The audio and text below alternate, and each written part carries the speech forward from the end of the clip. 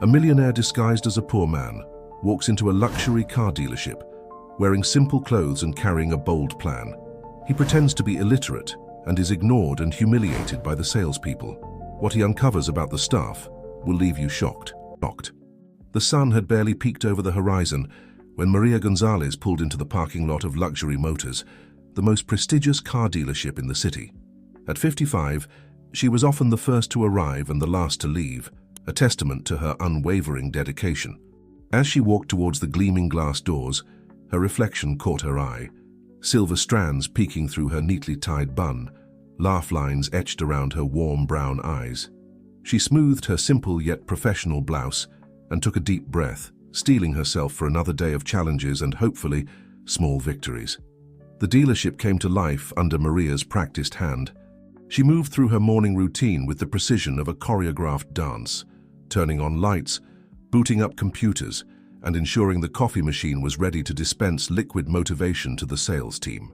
As she settled behind the reception desk, she allowed herself a moment to massage her aching wrists, a painful reminder of the arthritis that had begun to plague her in recent years. Maria's mind wandered to her mother, Esmeralda, waiting at home. At 80, Esmeralda required more care with each passing day. The cost of her medications and the specialized diet she needed weighed heavily on Maria's shoulders. But here, in the polished showroom of Luxury Motors, surrounded by vehicles that cost more than she would earn in a decade, Maria pushed those worries aside. She plastered on her warmest smile, ready to greet the day's first customers with the same enthusiasm she'd maintained for the past 15 years. The sales team began to trickle in, their designer suits and polished shoes a stark contrast to Maria's modest attire. She greeted each one by name, her genuine warmth often met with distracted nods or perfunctory smiles. Maria didn't take it personally. She understood the pressure they were under, especially with sales numbers down in recent months. As the morning wore on, Maria found herself juggling phone calls, scheduling test drives, and soothing the occasional irate customer. Her calm demeanor and ability to diffuse tense situations had become legendary among the staff, though few would openly acknowledge it. She was the invisible glue holding the dealership together, her contributions often overlooked but essential. Just before lunch, the glass doors swung open, admitting a gust of wind and a man who seemed as out of place in the luxury showroom as a dandelion in a rose garden. His worn jeans and faded flannel shirt drew immediate attention, and not the kind usually afforded to Luxury Motors clientele. Maria watched as the sales team exchanged glances, smirks playing at the corners of their mouths. The man approached the reception desk, his weathered hands fidgeting with the brim of a well-loved baseball cap. Maria met his hesitant gaze with a warm smile, the same one she offered to every person who walked through those doors, regardless of their appearance or perceived worth. "Welcome to Luxury Motors," she said, her voice carrying a genuine note of welcome. "How can I assist you today, sir?" The man's shoulders relaxed slightly at her greeting. I'm interested in looking at one of your cars," he said, his voice carrying a slight tremor. Before Maria could respond, Brad, one of the younger salesmen, sidled up to the desk. "I've got this one, Maria," he said with a wink, his tone dripping with false enthusiasm. Maria's heart sank, recognizing the predatory glint in Brad's eye. She'd seen it before when the sales team thought they could take advantage of an unsuspecting customer. As Brad led the man towards the showroom floor, Maria couldn't help but overhear the condescending tone in his voice. "So, you're interested in one of our vehicles? Well, let me show you something more suitable for your budget. Perhaps a used model." The man's response was too quiet for Maria to hear, but she saw him point towards the newest model on display, a sleek sports car with a price tag that made even the wealthiest clients pause. Brad's laughter echoed through the showroom. "That one, sir, perhaps you don't understand. That vehicle is worth more than most people make in a year. Are you sure you wouldn't prefer something more economical?" Maria winced at the blatant disrespect. She wanted to intervene, to remind Brad that every customer deserved to be treated with dignity, regardless of their appearance, but years of experience had taught her the delicate balance required to navigate the dealership's hierarchy. Speaking up too often meant risking her job, and with her mother's care hanging in the balance, it was a risk she couldn't afford to take. As the morning wore on, Maria kept a watchful eye on the interaction.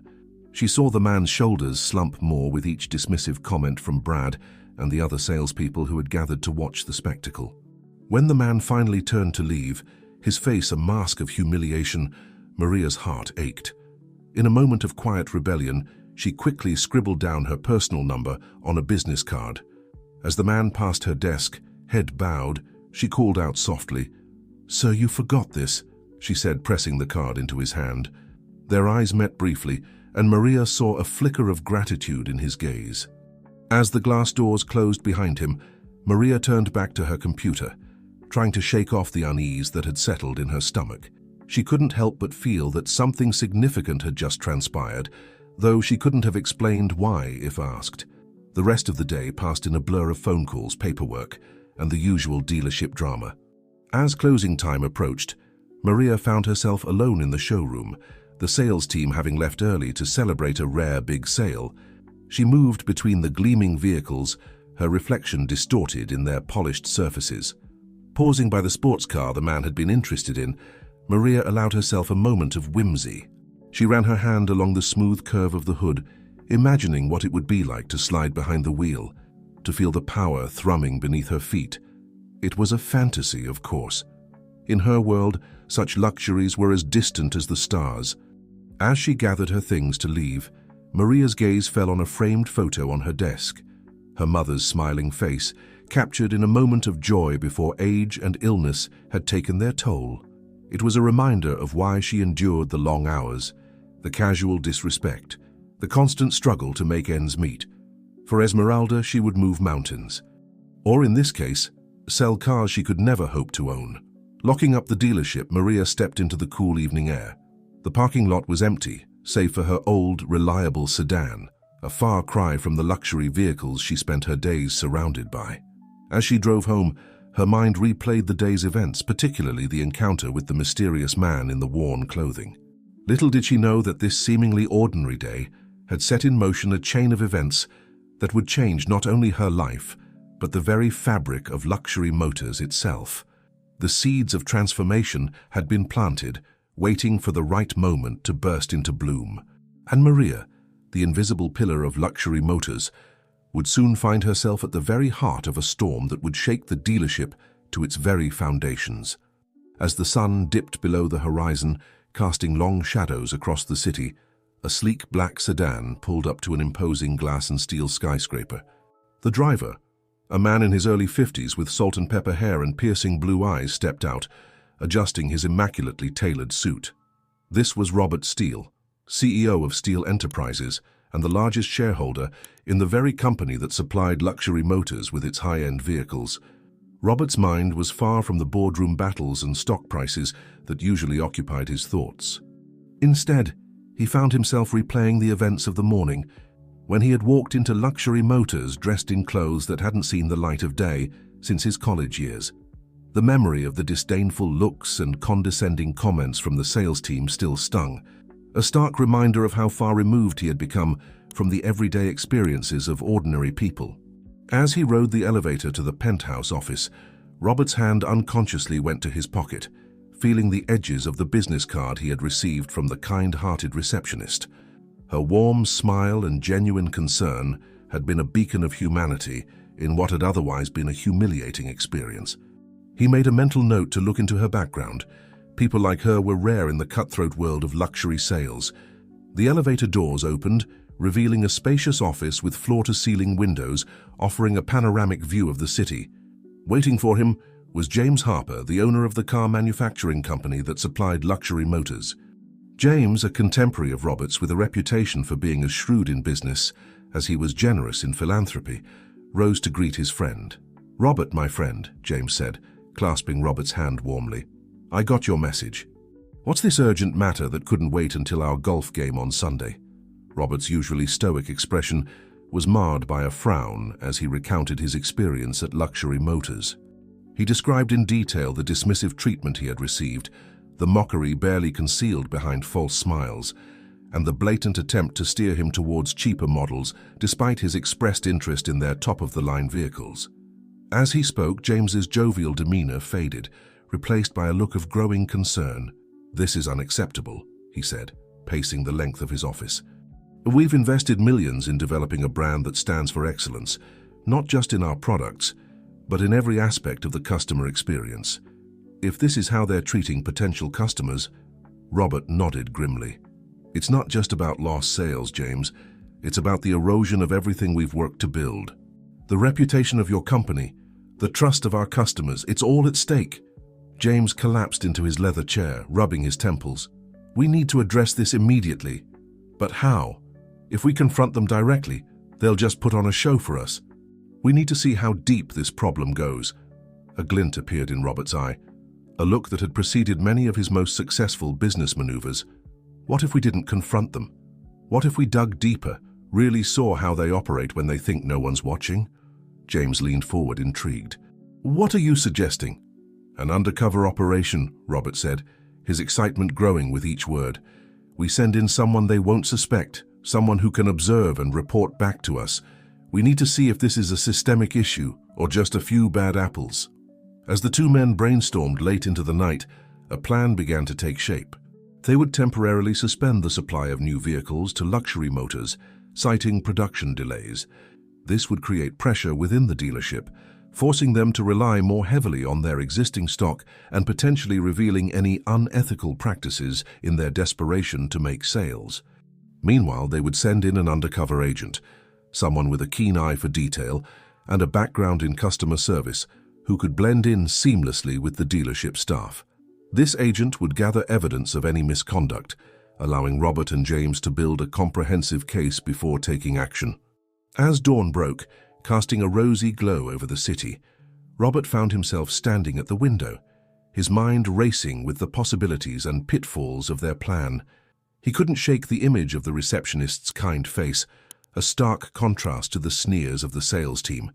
In that moment, he made a silent vow, not just to correct the problems at Luxury Motors, but to create a lasting change in the industry. It was time to remind everyone, from the CEO to the newest salesperson, that true luxury wasn't just about price tags and profit margins, but about treating every person with dignity and respect. Little did Robert know that his undercover visit had already set wheels in motion within Luxury Motors. As he stood there planning his next move, Maria Gonzalez was just waking up, preparing for another day at the dealership. She had no idea that her small act of kindness towards a seemingly down-on-his-luck customer was about to catapult her into the center of a storm that would shake Luxury Motors to its very foundations. Back at Luxury Motors, the day began much like any other. Maria arrived early, her mind preoccupied with thoughts of her mother's declining health and the mounting medical bills. As she went through her morning routine, she couldn't shake the memory of the man in the worn clothes from the day before.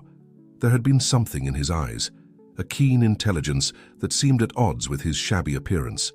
She wondered if he might return, hoping that if he did, she might be able to ensure he received better treatment. Her musings were interrupted by the arrival of Bradley Cooper, the dealership's general manager. Bradley was a man whose expensive suits and slicked-back hair couldn't quite hide the desperation in his eyes, a desperation that had only grown more pronounced in recent weeks as sales continued to decline. "Morning, Maria," he said, his tone brusque. "Any word from our suppliers about those delayed shipments?" Maria shook her head. "Nothing yet, Mr. Cooper. I've left messages, but they haven't returned my calls."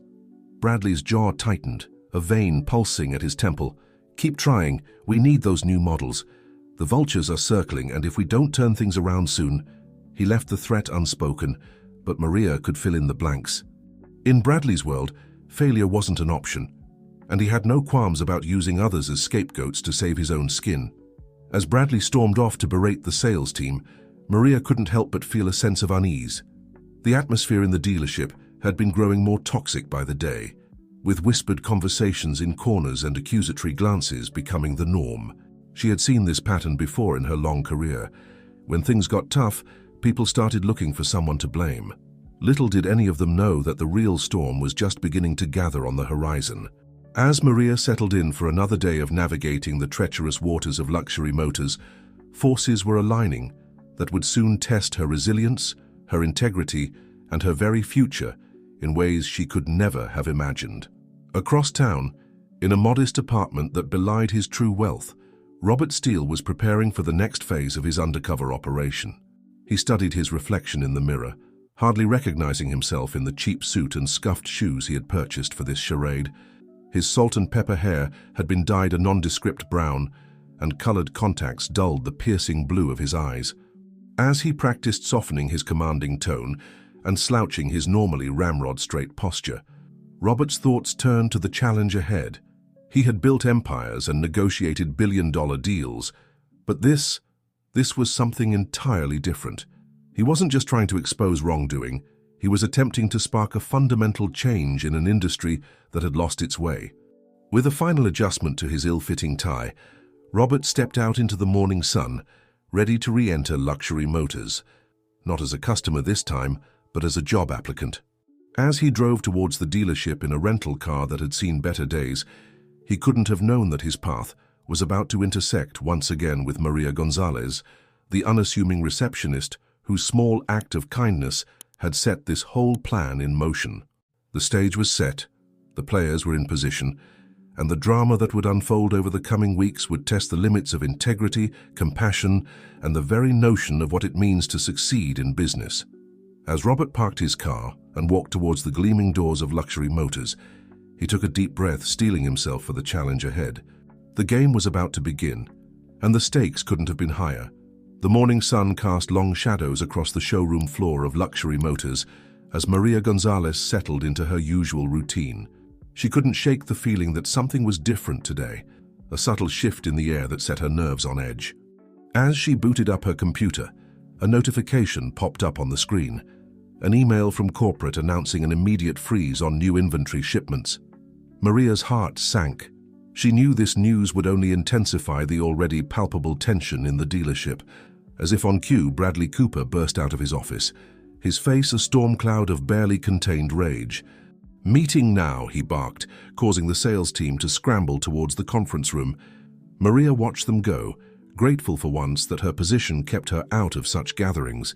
She could only imagine the pressure cooker of emotions that room was about to become. Just as the last salesperson disappeared into the conference room, the main doors swung open, admitting a man Maria had never seen before. He was of average height and build, with unremarkable brown hair and eyes that seemed to take in everything at once. His suit, while clean, was clearly off the rack and a size too large, hanging awkwardly on his frame. "Good morning," Maria greeted him with her usual warmth. "Welcome to Luxury Motors. How can I assist you today?" The man approached the desk, a nervous smile playing at the corners of his mouth. "Good morning," he replied, his voice carrying a slight tremor. "I'm here about the job opening for a salesperson?" Maria blinked in surprise. She hadn't been aware they were hiring, but given the current climate, it made sense that Bradley might be looking to shake things up. "Of course," she said smoothly, covering her momentary confusion. "May I have your name, please?" "Robert," he answered, then quickly added, "Robert Johnson." As Maria began to input his information into the system, she couldn't shake the feeling that there was something familiar about this man. Perhaps it was the intelligent gleam in his eye, reminding her of someone she had met recently. Her thoughts were interrupted by a commotion from the conference room. The door burst open, and Bradley emerged, his face flushed with anger. "Maria," he snapped, "get in here, we need someone to take notes." Maria hesitated, glancing at Robert. "I'm sorry, Mr. Johnson. If you could please take a seat, I'll be with you as soon as I can." As Maria hurried into the conference room, Robert settled into one of the plush leather chairs in the waiting area. He allowed himself a small smile. Phase 1 of the plan was in motion. Inside the conference room, Maria found herself in the middle of a storm. Bradley was pacing back and forth, his expensive shoes wearing a path in the carpet. The sales team sat around the table, a mixture of fear and resentment etched on their faces. "This is unacceptable," Bradley was saying as Maria slipped into a chair in the corner, notebook in hand. "We're already behind on our quarterly targets, and now this, a freeze on new inventory. How are we supposed to move metal if we don't have any damn metal to move?"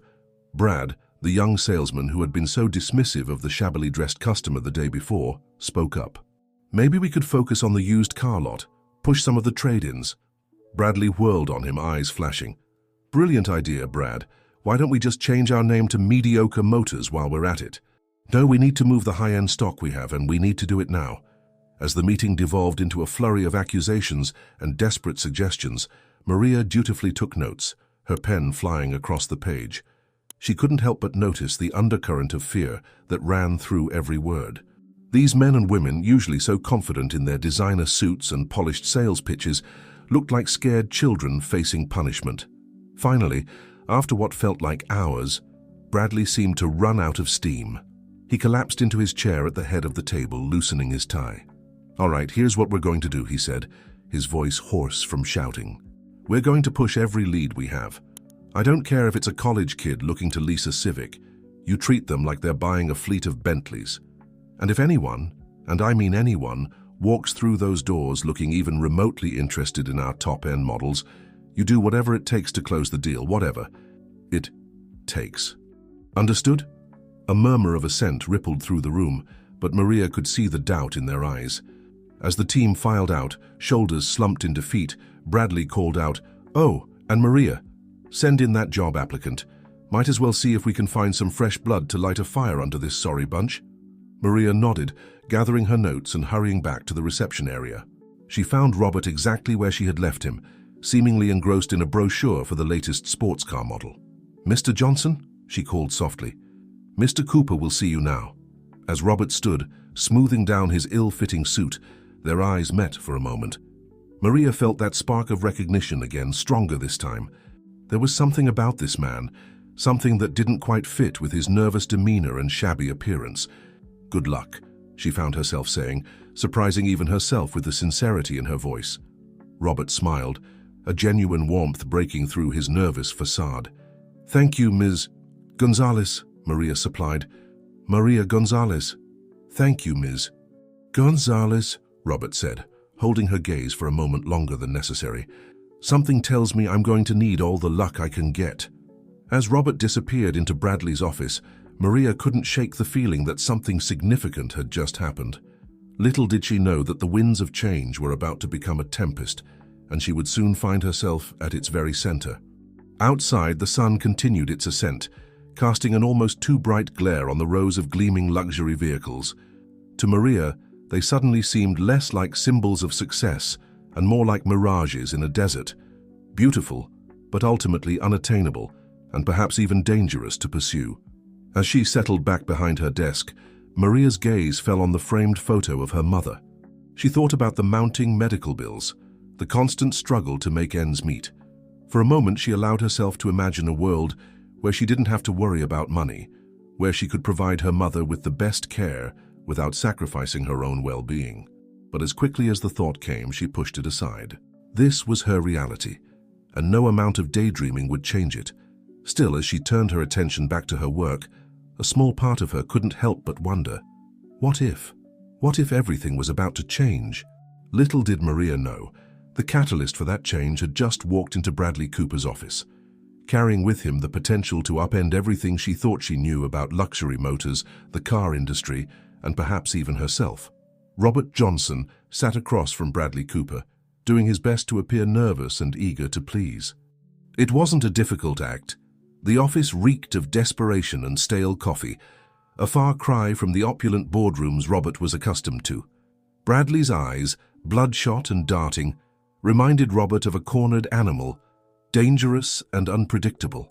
"So, Mr. Johnson," Bradley began, barely glancing at the hastily fabricated resume on his desk, "tell me why you want to work at Luxury Motors." Robert launched into the story he had carefully crafted, a middle-aged man looking for a career change, drawn to the allure of luxury vehicles and the promise of high commissions. As he spoke, he watched Bradley's expression shift from disinterest to cautious optimism. "Experience in sales?" Bradley interrupted. "Some," Robert replied, allowing a hint of insecurity to creep into his voice. "Mostly retail, nothing quite like this." Bradley leaned back in his chair, a predatory smile spreading across his face. "Well, Mr. Johnson, let me tell you something about selling luxury cars. It's not about the vehicles, it's about the dream. We're not just moving metal, we're selling a lifestyle, a status symbol." Robert nodded eagerly, playing the part of the impressionable newcomer. "I understand, sir. I'm ready to learn, to do whatever it takes to succeed here." Bradley's smile widened. "Whatever it takes, huh? That's exactly what I like to hear. You see, we're in a bit of a situation here at Luxury Motors. Times are tough, and we need salespeople who aren't afraid to push the envelope, to go the extra mile to close a deal. You think you can handle that?" "Absolutely, sir," Robert replied, injecting a note of desperate enthusiasm into his voice. "I'm here to work hard and prove myself." "Good, good," Bradley mused, tapping his fingers on the desk. "All right, Johnson, here's what we're going to do. I'm going to pair you up with Brad, our top seller. You shadow him for a week, learn the ropes. If you can show me you've got what it takes, we'll talk about getting you on the team permanently. Deal?"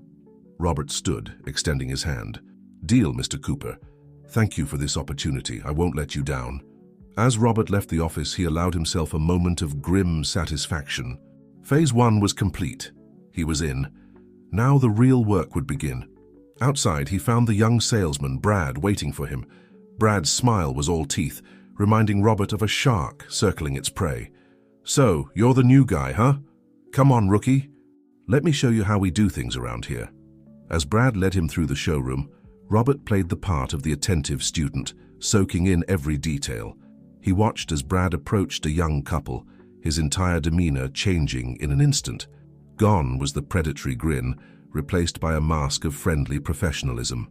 "Good morning, folks," Brad called out, his voice oozing charm. "Welcome to Luxury Motors. I couldn't help but notice you admiring our latest model. She's a beauty, isn't she?" Robert observed closely as Brad worked his magic, steering the couple towards a vehicle well beyond their stated budget, piling on unnecessary add-ons and extended warranties. It was a masterclass in manipulation, and Robert felt his stomach turn as he watched the young couple's excitement slowly give way to anxiety. As Brad finalized the paperwork, pointedly ignoring the couple's growing discomfort, Robert excused himself, needing a moment to collect his thoughts. He found himself at the reception desk, where Maria was engrossed in what appeared to be a heated phone conversation. "No, I understand, but surely there must be some way to extend the payment deadline," Maria was saying, her voice low and urgent. "The treatment is essential and we just need a little more time to—" She trailed off as she noticed Robert standing there, quickly ending the call with a quiet, "I'll call you back." "Everything all right, Ms. Gonzalez?" Robert asked, genuine concern coloring his voice. Maria forced a smile, but Robert could see the worry lines etched around her eyes. "Oh, it's nothing, Mr. Johnson. Just a small personal matter. How's your first day going?" Robert hesitated, torn between maintaining his cover and his instinct to help. "It's educational," he finally said. "Brad is certainly a skilled salesman." Something flashed in Maria's eyes. Disappointment? Resignation? But it was gone so quickly, Robert thought he might have imagined it. "Yes, Brad is one of our top performers," she said, her tone carefully neutral. Before Robert could respond, Brad's voice boomed across the showroom. "Johnson, get over here. Time to learn how to close a deal."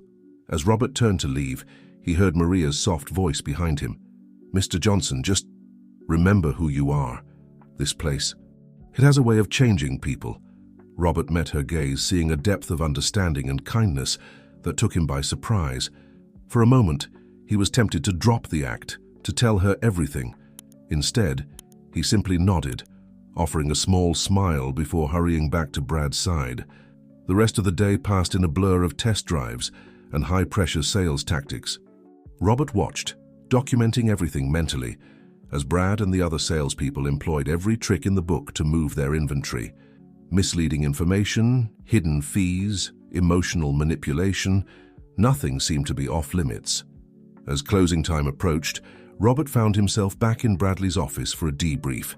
The manager's earlier desperation had been replaced by a manic energy, fueled by the day's sales. "So, Johnson, what did you learn today?" Bradley asked, pouring himself a generous measure of scotch from a crystal decanter. Robert chose his words carefully, maintaining his facade of eager naivety. "It's certainly more complex than I expected, sir.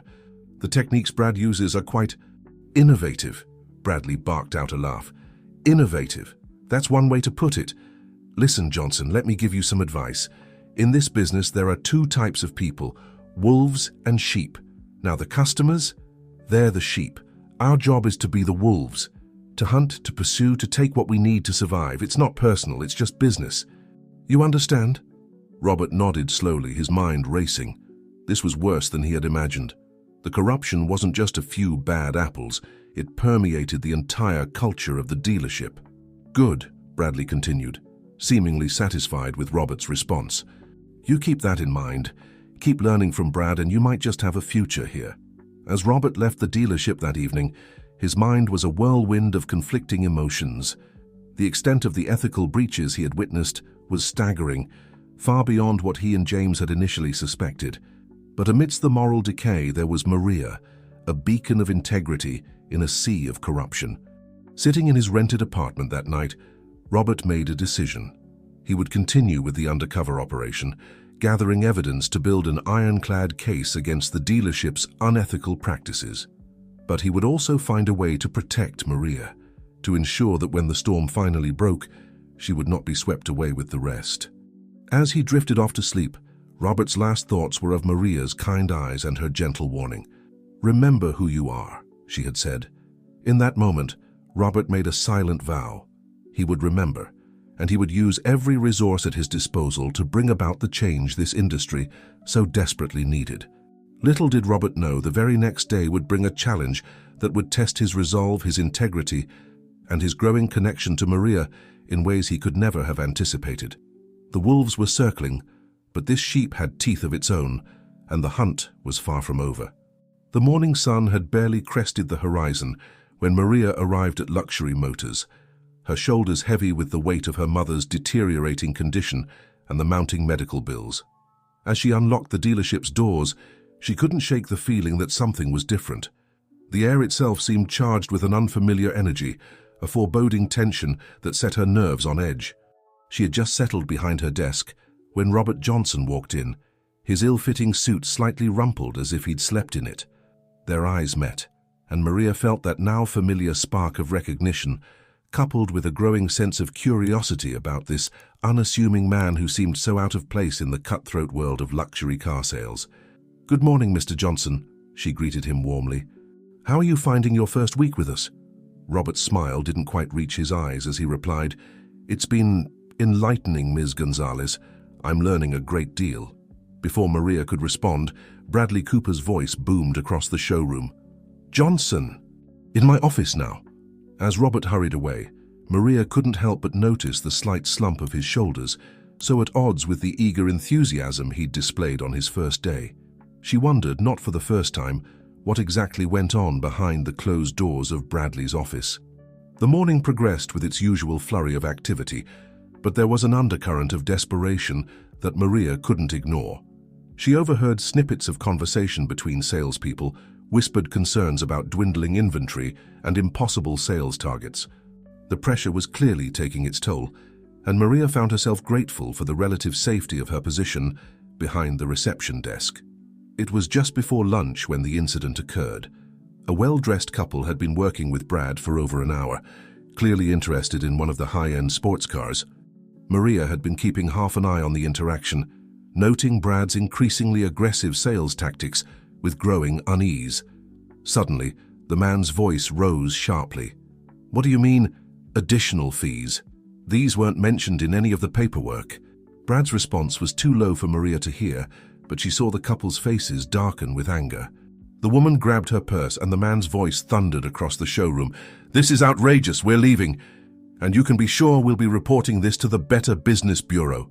As the couple stormed out, Maria caught a glimpse of Robert's face. He had been observing the interaction from a discreet distance, and the look of grim determination in his eyes sent a shiver down her spine. There was something about his expression that didn't fit with his supposed role as a novice salesman. For a brief moment, Maria could have sworn she saw a flash of the same authoritative presence she'd noticed in the shabbily dressed customer from the week before. The rest of the day passed in a haze of tension. Bradley was on a rampage, berating salespeople left and right for their failure to close deals. Maria watched as Robert absorbed it all, his eyes constantly moving, taking in every detail of the dealership's operations. It was late in the afternoon when Maria's phone rang. Her heart sank as she recognized the number of her mother's care facility. With shaking hands, she answered, her voice barely above a whisper. "Hello?" The news was not good. Her mother's condition had taken a turn for the worse, and the facility was recommending a new experimental treatment, a treatment that was far beyond Maria's means. As she hung up the phone, Maria felt the walls closing in around her. The constant struggle to make ends meet, the stress of her job, and now this. It was all becoming too much. She didn't realize she was crying until she felt a gentle hand on her shoulder. Looking up, she found Robert standing there, concern etched on his face. "Ms. Gonzalez, is everything all right?" For a moment, Maria was tempted to brush him off, to maintain the professional facade she'd worked so hard to cultivate, but something in Robert's eyes, a warmth, an understanding, broke through her defenses. "It's my mother," she found herself saying, her voice barely above a whisper. "She's sick, and I don't know how I'm going to afford her treatment." Robert's expression softened, and he pulled up a chair beside her desk. "I'm so sorry, Maria. Is there anything I can do to help?" Maria shook her head, wiping away her tears.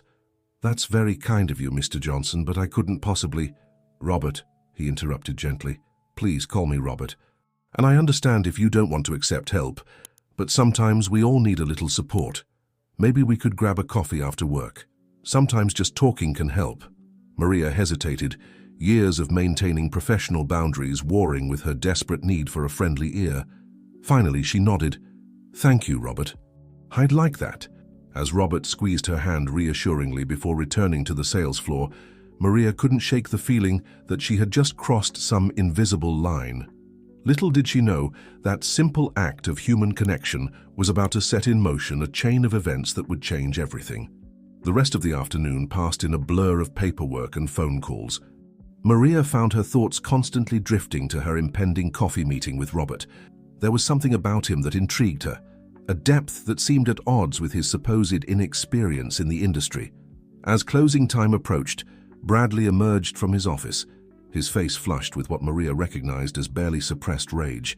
He stalked across the showroom, his eyes scanning the sales team before landing on Robert. "Johnson," he barked, "my office now. We need to have a little chat about your performance." Maria watched as Robert followed Bradley, his posture straight and his gait confident in a way she hadn't noticed before. As the office door closed behind them, she couldn't shake the feeling that something significant was about to happen. Gathering her things, Maria stepped out into the cool evening air, her mind a whirlwind of concerns, her mother's health, her financial struggles, and now the enigma that was Robert Johnson. As she waited by her car, she found herself wondering what secrets lay behind those kind eyes, and whether the coffee they were about to share would be the beginning of something that could change both their lives forever. Little did Maria know the conversation that was about to take place would be the catalyst for a series of events that would shake luxury motors to its very foundations, testing loyalties, challenging ethics, and forcing everyone involved to confront the true cost of success in an industry built on dreams and illusions. The small coffee shop was a world away from the gleaming showroom of luxury motors. Soft jazz played in the background, a stark contrast to the tense silence that had permeated the dealership all day. Maria sat across from Robert, her hands wrapped around a steaming mug of chamomile tea, trying to still the trembling that had plagued her since the phone call about her mother. Robert watched her with a mixture of concern and something else, an intensity that Maria couldn't quite place.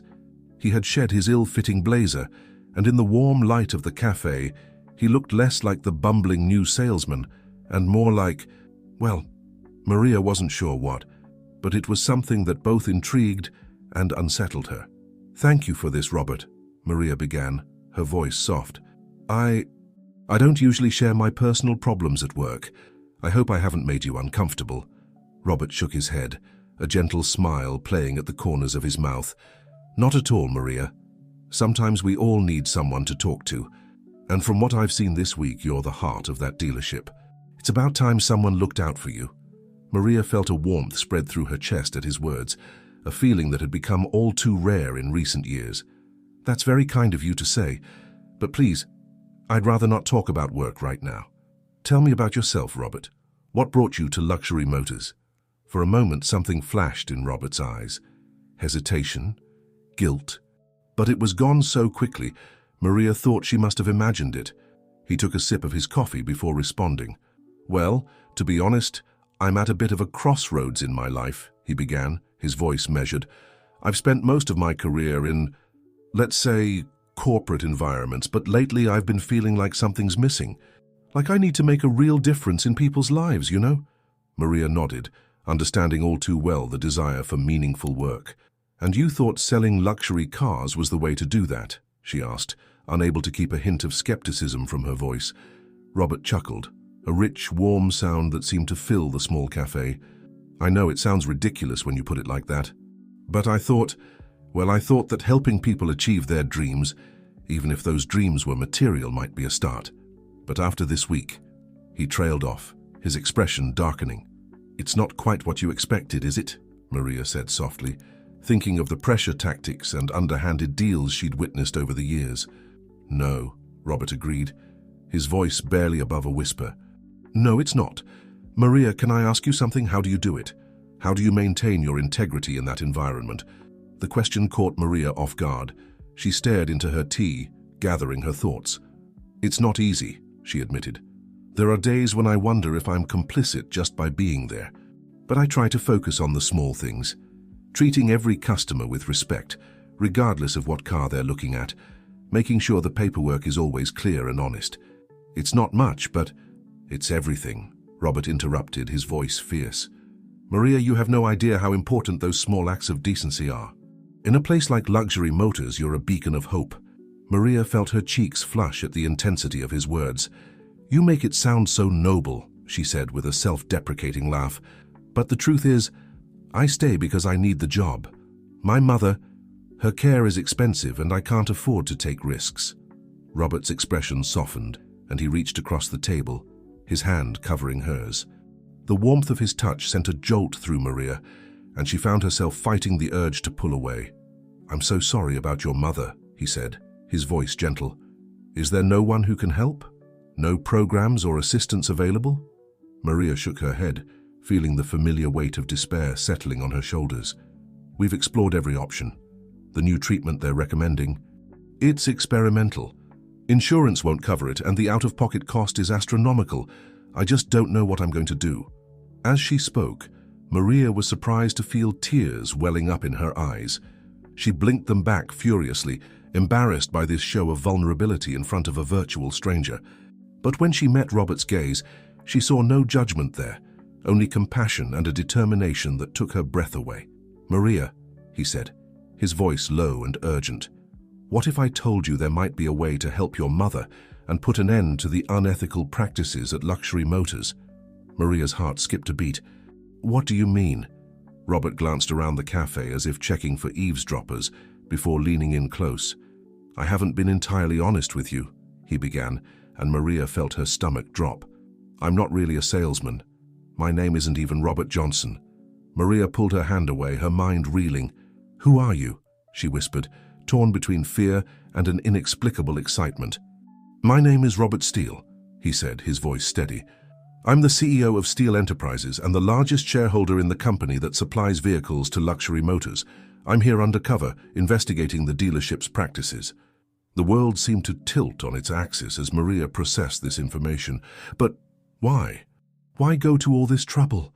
Robert's eyes blazed with a passion that took Maria's breath away.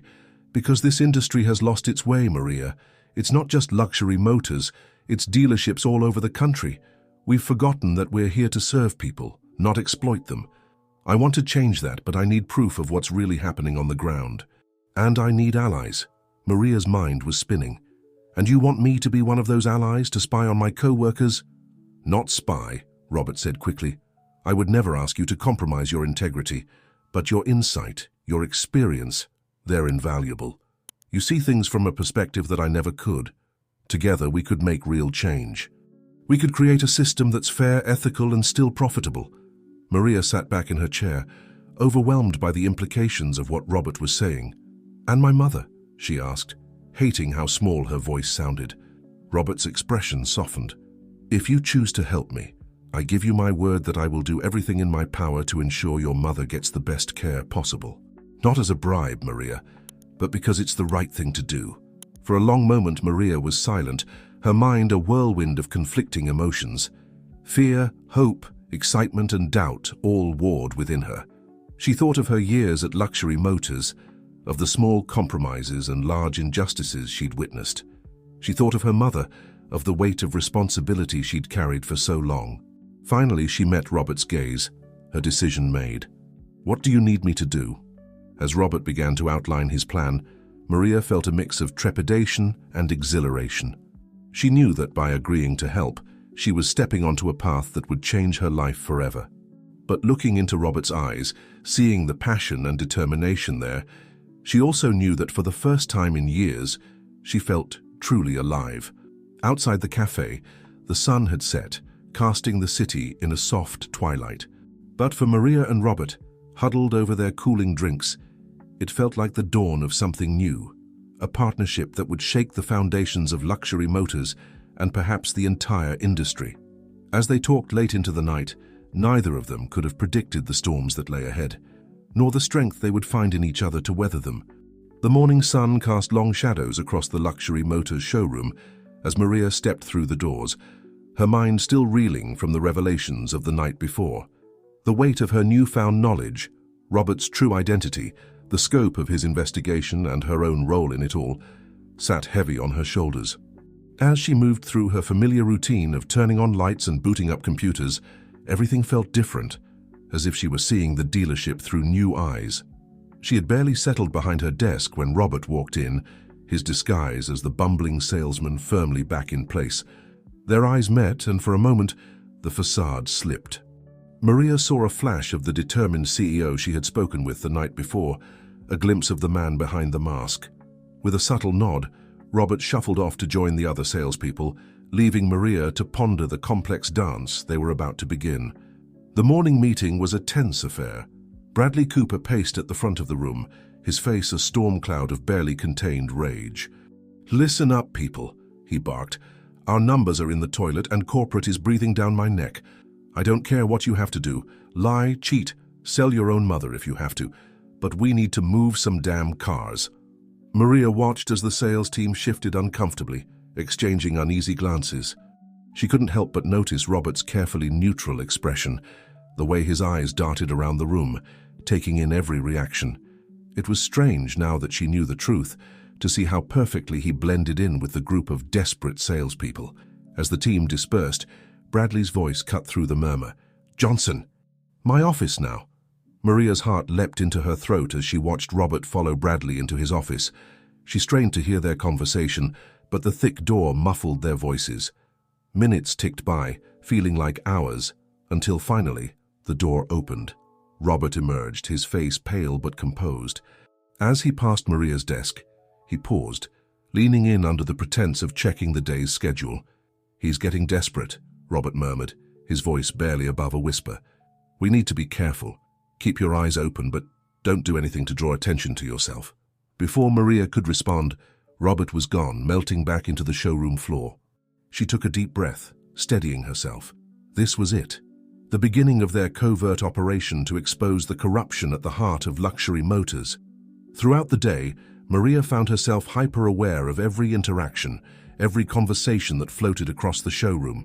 She noticed things she had previously overlooked, the way Brad subtly pressured customers into more expensive models, the hidden fees that mysteriously appeared in contracts, the whispered conversations in corners that fell silent whenever she approached.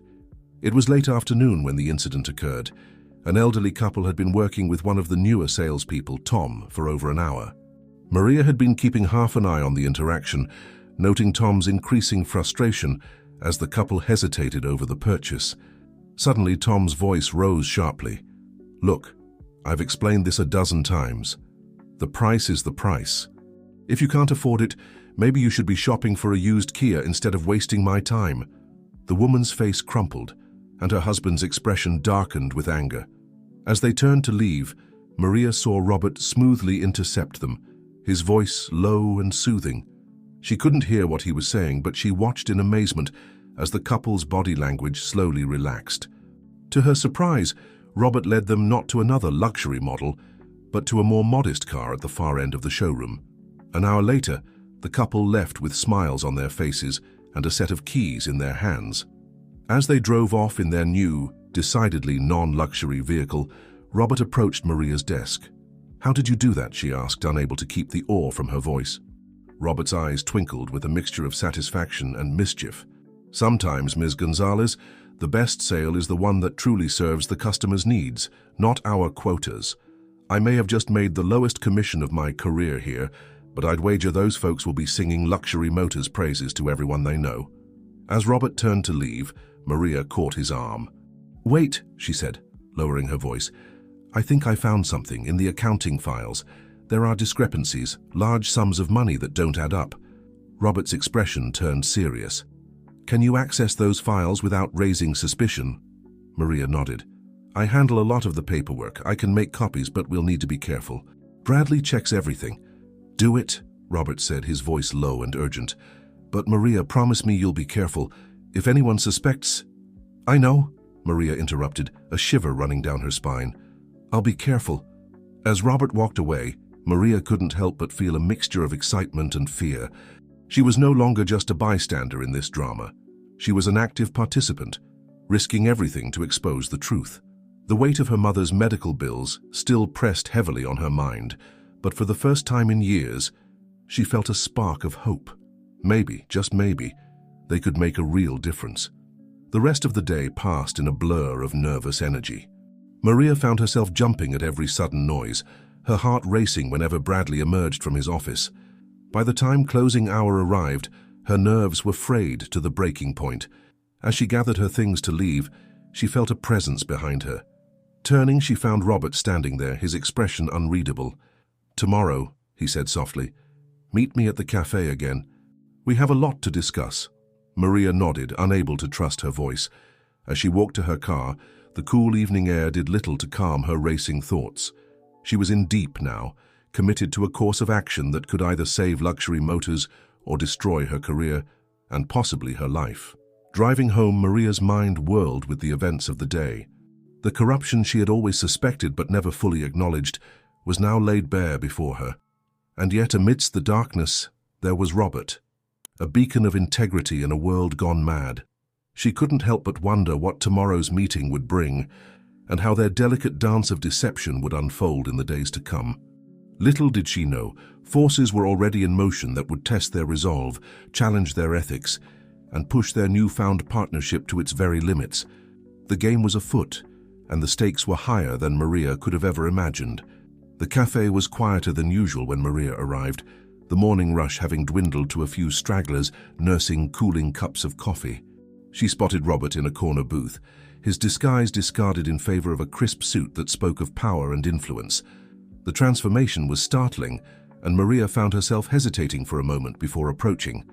"Ms. Gonzalez," Robert greeted her, his voice warm but tinged with urgency. "Thank you for coming.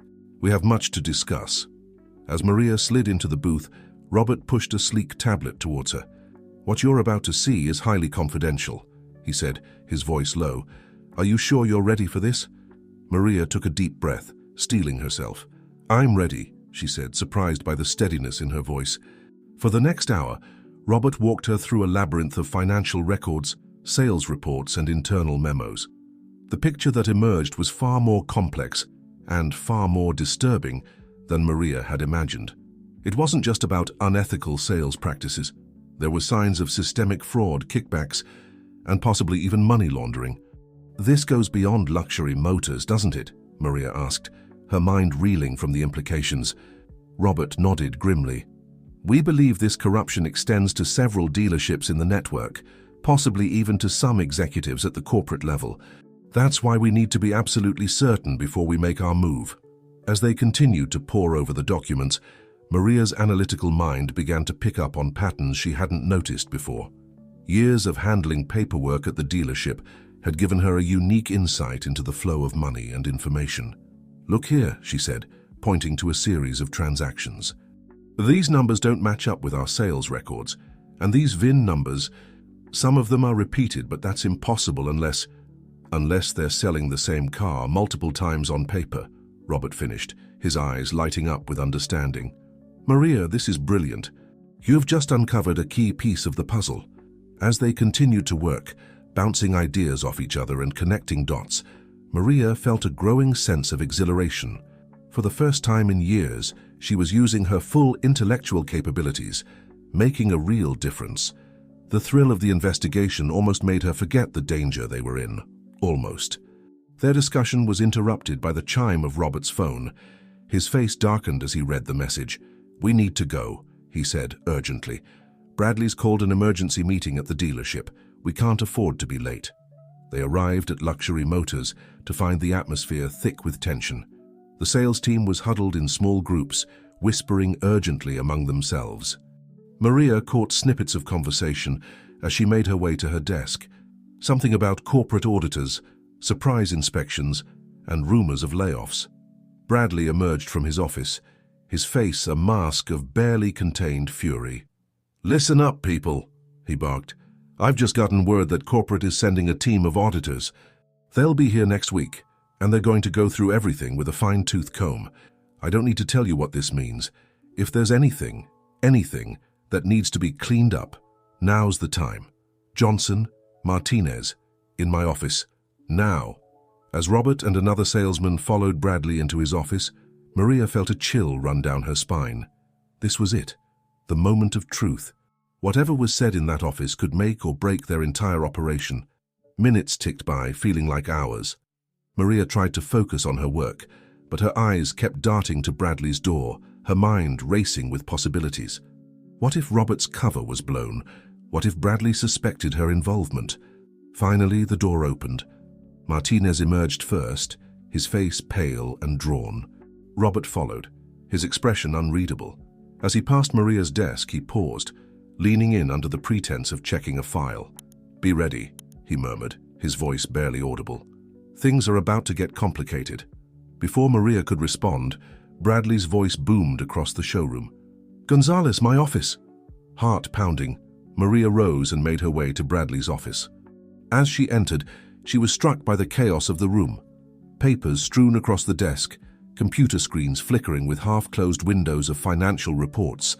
Bradley's eyes were bloodshot, his tie loosened and askew. "Maria," he said, his voice uncharacteristically soft. "You've been with us for a long time, loyal, dependable." Maria felt her pulse quicken. Where was this going? "I need your help," Bradley continued. "These auditors, they're going to be looking at everything. I need someone I can trust to help, organize things. Make sure everything is in order. You understand?" The implication was clear. Bradley wanted her to help cover up whatever irregularities were in the books. Maria felt a moment of panic. If she refused, she'd be under suspicion. If she agreed, she'd be compromising everything she and Robert were working towards. Taking a deep breath, Maria made her decision. "Of course, Mr. Cooper," she said, forcing a smile. "I'd be happy to help in any way I can." Bradley's relief was palpable. Good," he said, already turning back to his computer. "Start with the sales records from the last quarter. Make sure everything lines up." As Maria left the office, her mind was racing. She had just committed to helping cover up the very fraud she was trying to expose. The irony would have been amusing if the stakes weren't so high. Making her way back to her desk, she caught Robert's eye across the showroom. A silent message passed between them. The game had changed, and they would need to adapt quickly. The rest of the day passed in a blur of activity. Maria found herself juggling her regular duties with the additional task of organizing the dealership's records. She worked carefully, making mental notes of every discrepancy, every altered figure.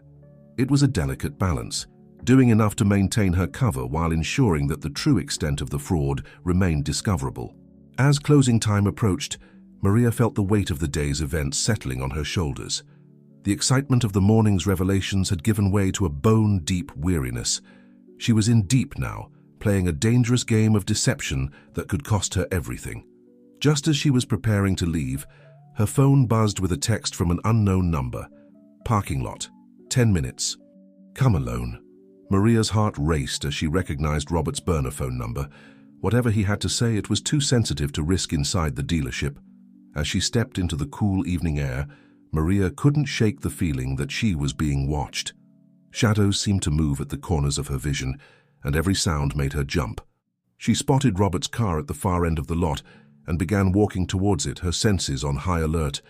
She was just a few steps away when a hand clamped down on her shoulder. Spinning around, she found herself face to face with Brad, his eyes narrow with suspicion. "Going somewhere, Gonzalez?" he asked, his voice dripping with menace. You and Johnson seem awful chummy lately. Anything you want to share?"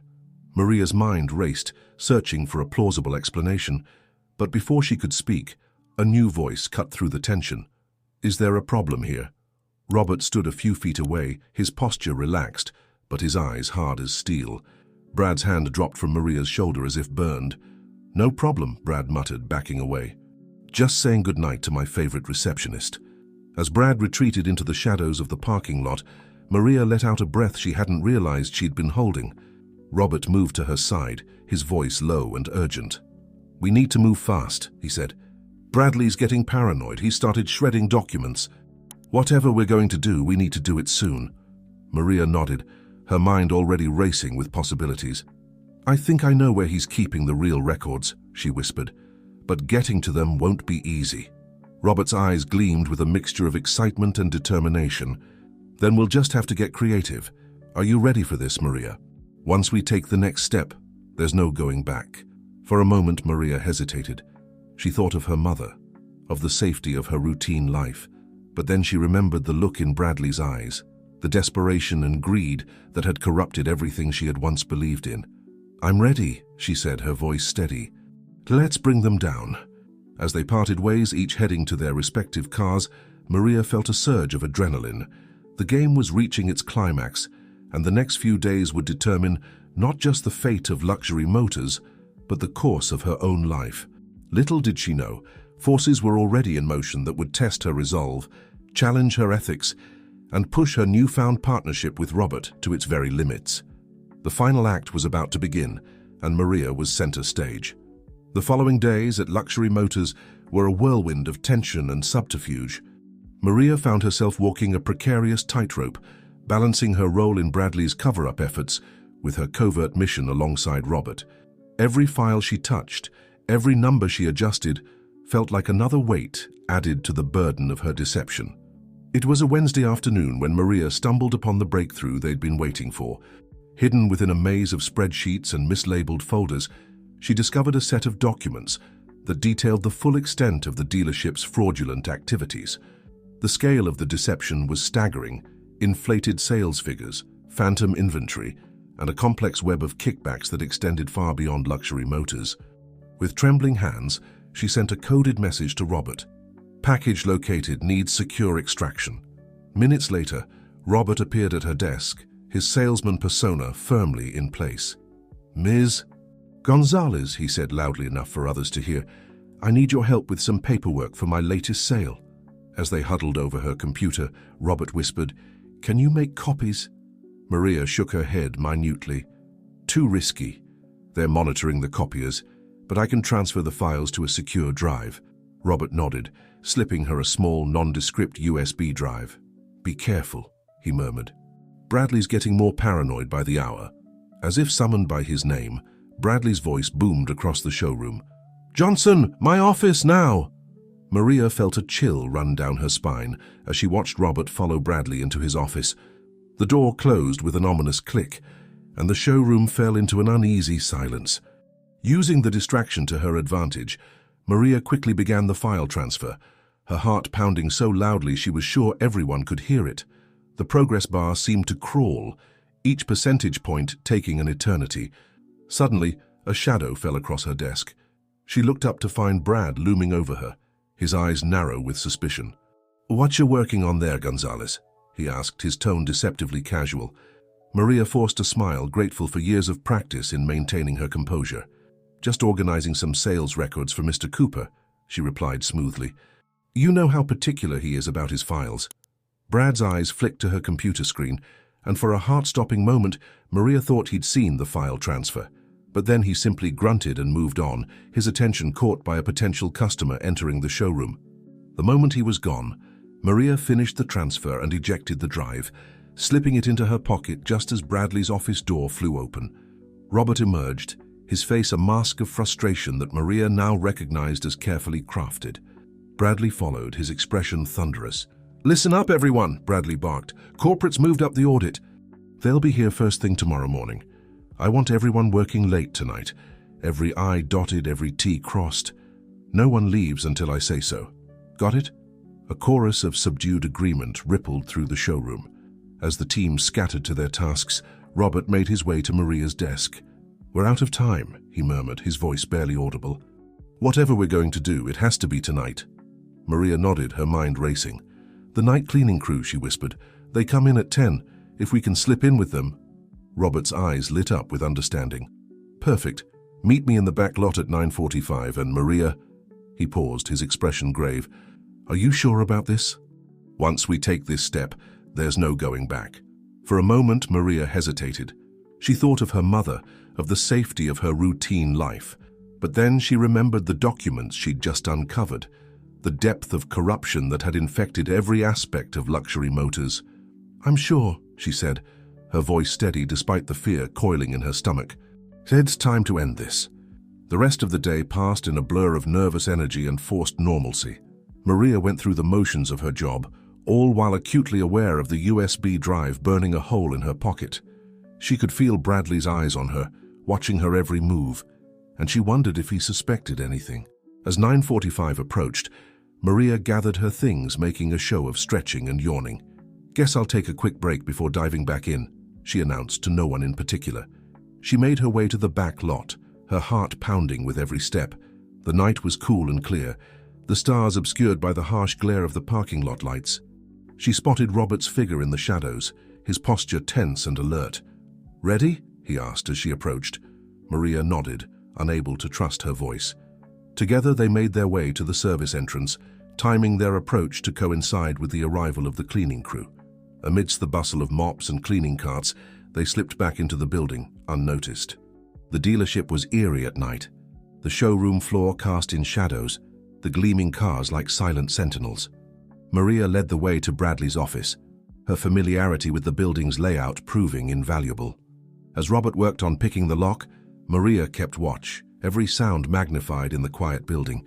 Finally, with a soft click, the door swung open.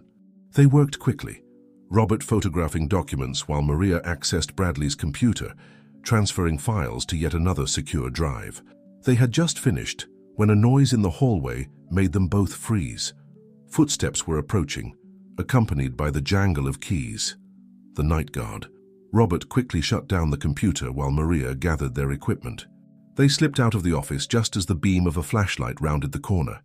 Heart pounding, Maria pulled Robert into a supply closet, closing the door as quietly as possible. They stood in the darkness, barely breathing, as the footsteps grew closer. The guard paused outside the closet, and Maria was sure he could hear the thundering of her heart. But after what felt like an eternity, the footsteps moved on, fading into the distance. They waited a few more minutes before daring to move. As they crept out of the closet, Robert suddenly grabbed Maria's arm, pulling her back into the shadows. Bradley Cooper stood at the end of the hallway, his face illuminated by the glow of his cell phone. Even from a distance, Maria could see the fury etched in his features. "I don't care what it takes," Bradley was saying, his voice a harsh whisper. "Those records need to disappear before the auditors get here. No, you listen to me. If we go down for this, I'm taking everyone with me. Everyone. Understand?" As Bradley turned and stormed back towards his office, Maria and Robert exchanged a look of grim determination. They had the evidence they needed, but now the stakes were higher than ever. They made their way out of the building, slipping away into the night. As they reached their cars, Robert turned to Maria, his expression serious. "There's no going back now," he said softly. "Are you ready for what comes next?" Maria took a deep breath, feeling the weight of the stolen documents and the enormity of what they'd just done. But when she spoke, her voice was steady. "I'm ready," she said. "Whatever it takes, we're going to bring them down." As they parted ways, each heading to a different safe house to analyze the evidence they'd gathered, Maria couldn't shake the feeling that they were on the precipice of something monumental. The next 24 hours would determine not just the fate of Luxury Motors, but the course of her entire life. Little did she know, the true test of her resolve was yet to come. Forces were aligning against them, and the final confrontation would push her to her very limits, forcing her to question everything she thought she knew about loyalty, justice, and herself. The safe house was a nondescript apartment in a quiet suburb, far removed from the glitz and glamour of Luxury Motors. Maria sat at a small kitchen table, her eyes burning from hours of staring at computer screens and financial documents. Across from her, Robert paced back and forth, His tie loosened and his sleeves rolled up, looking every inch the CEO he truly was. "This is bigger than we thought," Robert said, running a hand through his disheveled hair. "The fraud doesn't just stop at Luxury Motors.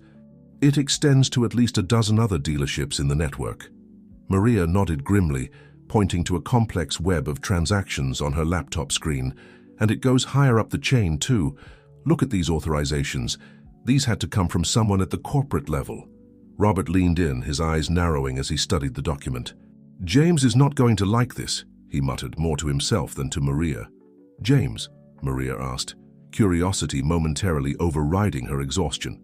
Robert sighed, sinking into the chair opposite her. "James Harper, the owner of the manufacturing company. He's the one who initiated this investigation. He had suspicions, but I don't think either of us imagined it would be this extensive." Maria felt a wave of doubt wash over her. "Robert, are you sure we can trust him? If this corruption goes as high as we think it does—" "We can trust James," Robert said firmly. "I've known him for years. He's a man of integrity. When he learns the full extent of this, he'll want to clean house no matter the cost." Maria nodded, wanting to believe him. After all they'd been through, trust was all they had to go on now. As the night wore on, they continued to piece together the puzzle of Luxury Motors' corruption. The more they uncovered, the more staggering the scope of the fraud became. Falsified sales reports, phantom inventory, kickbacks, and even hints of money laundering. It was a tangled web of deceit that had ensnared nearly everyone at the dealership. "What about the other employees?" Maria asked, as the first light of dawn began to creep through the windows. "Surely not everyone was involved in this." Robert shook his head. "No, but they'll all be affected when this comes to light. We need to think about how to protect the innocent parties." Maria felt a surge of warmth towards Robert. Even in the midst of uncovering a massive fraud, he was thinking about the welfare of the employees. It was a stark contrast to the cutthroat world she'd become accustomed to at Luxury Motors. As they continued to work, a plan began to take shape. They would present their findings to James Harper, then work with him to bring in the authorities. But timing would be crucial. Move too soon, and they risked alerting the guilty parties. Wait too long, and evidence might disappear. It was mid-morning when Robert's phone buzzed with a message. His face grew serious as he read it.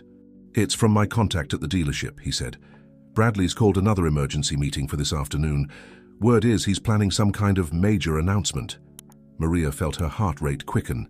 "He must know something's up. We need to move now." Robert nodded, already dialing a number on his phone. "I'm calling James. We'll meet him at the corporate offices in an hour." "Are you ready for this, Maria?" Maria took a deep breath, feeling the weight of the moment. Everything she'd worked for, everything she'd risked, had led to this. "I'm ready," she said, surprised by the steadiness in her voice. As they gathered their evidence and prepared to leave, Maria caught sight of her reflection in a mirror. She barely recognized the woman staring back at her. Gone was the timid receptionist, always trying to blend into the background. In her place stood someone stronger, more confident, someone ready to fight for what was right. The drive to the corporate offices was tense, the city streets a blur outside the car windows. Maria clutched the laptop containing their evidence like a lifeline, her mind racing through all the possible outcomes of the meeting ahead. As they pulled into the underground parking garage of a towering glass skyscraper, Robert turned to Maria, his expression grave. "Whatever happens in there, I want you to know that I couldn't have done this without you. Your courage, your integrity, they've been the backbone of this entire operation." Maria felt a lump form in her throat, emotion threatening to overwhelm her. "Thank you," she managed to say, "for trusting me, for giving me the chance to make a difference." They shared a moment of understanding, the connection between them deeper than either had anticipated when this journey began. Then, with a nod, they exited the car and made their way to the elevators. The executive floor was a doorway, whirled away from the showroom of Luxury Motors. Plush carpets muffled their footsteps, and the air was heavy with the scent of leather and expensive cologne. A distinguished-looking man in his 60s was waiting for them, his face a mask of concern. "Robert," he said, extending his hand, "and you must be Ms. Gonzalez. I'm James Harper. Thank you both for coming. Please step into my office." As they settled into leather chairs that probably cost more than Maria's car, James leaned forward, his eyes intense. "Before we begin, I want you both to understand the gravity of what we're about to discuss." If what you've uncovered is as serious as Robert has indicated, it could shake this company to its very foundations." Maria nodded, her voice steady as she replied, "We understand, Mr. Harper, and we're prepared to see this through to the end." For the next 2 hours, Maria and Robert laid out their findings, presenting a damning picture of corruption that stretched from the dealership floor to the highest levels of corporate management. James listened intently, his expression growing graver with each revelation. When they finished, James was silent for a long moment, his fingers steepled in front of him.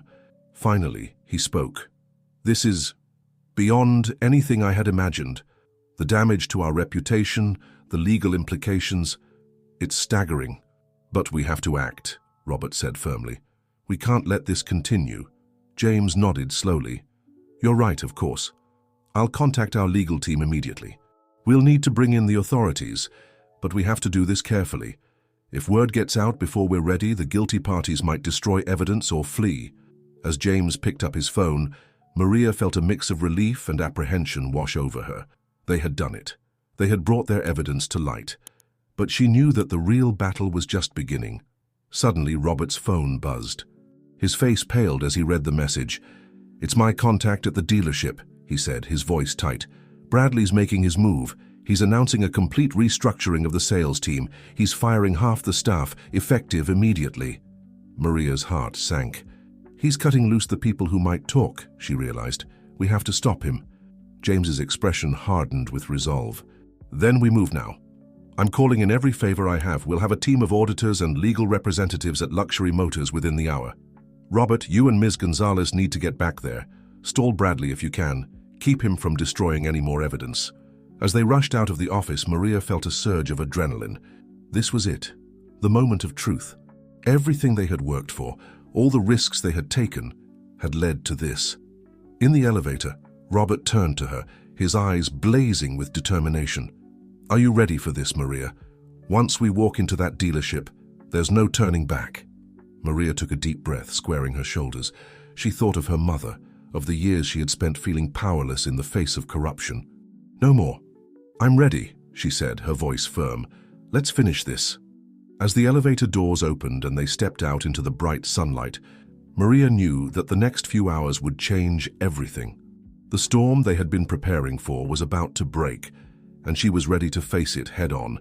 Little did she know the true test of her courage and integrity was yet to come. The confrontation that awaited them at Luxury Motors would push her to her limits, forcing her to make choices that would define not just her future, but the future of an entire industry. The familiar glass doors of Luxury Motors loomed before Maria and Robert, now seeming more like the gates to a battleground than the entrance to a car dealership. The tension in the air was palpable as they stepped into the showroom, the usual buzz of activity replaced by an eerie silence. Eyes turned to them as they entered, a mix of confusion and suspicion on the faces of their colleagues. Bradley Cooper stood at the far end of the room, his face flushed with anger as he addressed a group of shell-shocked employees. "Curse, that's final," Bradley was saying, his voice echoing in the quiet space. "If you're on the list, you have 1 hour to clear out your desks. Security will escort you off the premises." They presented innovative financing models that prioritized fairness, environmental initiatives that would position the industry as a leader in sustainability, and cutting-edge technologies that would revolutionize the car-buying experience. As they concluded their presentation, the room erupted in a flurry of questions and discussions. Some board members were enthusiastic, seeing the potential for long-term growth and improved public perception. Others were more hesitant, concerned about the short-term costs and the challenges of implementation. James Harper stood, silencing the room with a raised hand. "What Ms. Gonzalez and Mr. Steele have presented is nothing short of revolutionary," he said, his voice carrying the weight of decades in the industry. "It's ambitious, it's risky, and it's exactly what we need." He turned to Maria and Robert, a glimmer of pride in his eyes. "You've given us a lot to think about. We'll need time to review the details, but I believe you've just charted the course for the future of our industry." As the meeting adjourned, Maria felt a mix of exhilaration and nervous anticipation. They had cleared the first hurdle, but the real work was just beginning. Over the next few weeks, news of Luxury Motors' proposed overhaul spread like wildfire through the industry. Maria and Robert found themselves at the center of a media storm, giving interviews, attending industry conferences, and meeting with government regulators. The reactions were mixed. Some hailed them as visionaries, champions of a new era in automotive sales. Others dismissed their ideas as naive and impractical. Competitors scrambled to respond, some pledging to adopt similar practices, while others doubled down on traditional models. One crisp autumn morning, Maria arrived at the dealership to find a crowd gathered outside. For a moment she feared it was another protest. They had faced several in the wake of the scandals. But as she got closer, she realized the crowd was cheering. A young woman stepped forward, a set of car keys clutched in her hand. "Ms. Gonzalez," she said, her voice trembling with emotion, "I just bought my first car here. I've always been scared of dealerships, but your new policies, the transparency, it made all the difference. Thank you for what you're doing." Maria felt a lump form in her throat. This was why they were fighting so hard, for moments like these, for the chance to change people's lives in tangible ways. Inside, she found Robert in deep conversation with a group of tech entrepreneurs. They were discussing the implementation of a new virtual reality showroom that would allow customers to explore and customize vehicles from the comfort of their homes. "Maria!" Robert called out, his face lighting up as he saw her. "Come here, you've got to see this. It's incredible what these folks have come up with." As she joined the group, marveling at the innovations they were proposing, Maria felt a surge of optimism. This was the future they had envisioned, collaborative, innovative, and focused on enhancing the customer experience. But not everyone was embracing the changes. Later that afternoon, Maria received a call from an old friend in the industry, warning her of growing opposition from a coalition of traditional dealerships and manufacturers. "They're scared, Maria," her friend said, her voice low. "What you're proposing threatens everything they've built. Be careful, they're not going to go down without a fight." The warning was sobering, a reminder that the path they had chosen would not be an easy one. But as Maria looked out over the showroom floor, seeing the energy and enthusiasm of their team, she knew they were on the right track. That evening, as she and Robert worked late into the night, fine-tuning their implementation plans, Maria felt a moment of doubt creep in. "Are we really going to be able to pull this off?" she asked softly. "Change an entire industry?" Robert paused, considering her question. Then he stood, walking over to the window and gesturing for her to join him. Outside, the city stretched out before them, a sea of lights in the darkness. "Look out there," he said, his voice warm. "In every one of those homes is someone who's been affected by the old way of doing things. Someone who's been taken advantage of, or who's dreamed of owning a car but been scared away by the process. We're not just changing an industry, Maria. We're changing lives." He turned to her, his eyes filled with a mix of determination and something deeper, something that made Maria's heart race. "And there's no one I'd rather be doing this with than you." In that moment, with the city lights twinkling below and the enormity of their task ahead, Maria felt a shift. The connection between them, which had been growing steadily since that first undercover operation, crystallized into something profound and unshakable. As they stood there, on the precipice of a new era for luxury motors and the entire automotive industry, Maria knew that whatever challenges lay ahead, they would face them together. The road would be difficult, fraught with obstacles and opposition, but the destination, a truly ethical, customer-focused industry, was worth every struggle. Little did they know, the biggest challenges were yet to come. Forces were aligning against them, determined to maintain the status quo at any cost. The revolution they had started was about to face its greatest test, pushing Maria, Robert, and their entire team to the very limits of their resolve and ingenuity. But for now, in this quiet moment of connection and shared purpose, the future seemed bright with possibility. As they turned back to their work, energized and determined, Maria and Robert were ready to take on the world, one car sale at a time. The crisp autumn air carried a sense of anticipation as Maria walked through the newly redesigned showroom of luxury motors. 6 months had passed since their groundbreaking presentation to the board, and the dealership had undergone a dramatic transformation. Gone were the high-pressure sales tactics and confusing financing options. In their place stood a model of transparency and customer-centric service. Interactive digital displays allowed customers to explore every aspect of a vehicle's history, from its manufacturing process to its environmental impact. The sales team, now rebranded as Automotive Advisors, worked on salary rather than commission, their performance metrics tied to customer satisfaction rather than sales numbers. As Maria greeted the morning staff, she couldn't help but feel a surge of pride. The changes hadn't been easy, but the results were undeniable. Customer satisfaction scores were at an all-time high, and word was spreading fast about the new luxury motors. "Morning, Maria," called out Jennifer, one of their top advisors. "You're going to want to see this." She handed over a tablet, its screen displaying the latest industry rankings. Luxury motors had jumped to the top spot for customer trust and ethical practices. Maria's smile widened as she scrolled through the report. "This is incredible," she said, her voice filled with emotion. "Make sure everyone sees this. They've all worked so hard to make this happen." As she continued her walk through, Maria's phone buzzed with a message from Robert. "Turn on the news, Channel 7. Now." Puzzled, Maria made her way to the customer lounge, where a large screen displayed the morning news. What she saw made her breath catch in her throat. In a shocking announcement, Global Auto, one of the largest automotive conglomerates in the world, has declared its intention to adopt the luxury motors model across all its dealerships, the anchor was saying. This move comes after months of industry speculation and follows luxury motors' dramatic rise in customer satisfaction and trust metrics. Maria felt a wave of exhilaration wash over her. This was it, the tipping point they had been working towards. If a giant like Global Auto was on board, others would surely follow. Her excitement was short-lived, however. As she continued to watch, the report took a darker turn. "Not everyone is celebrating this shift," the anchor continued. "A coalition of traditional dealerships and manufacturers has filed a lawsuit against luxury motors, alleging unfair business practices and attempting to block the implementation of their new model in other companies." Maria's heart sank.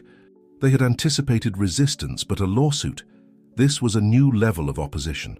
Before she could fully process this news, Robert burst into the lounge, his face a mix of excitement and concern.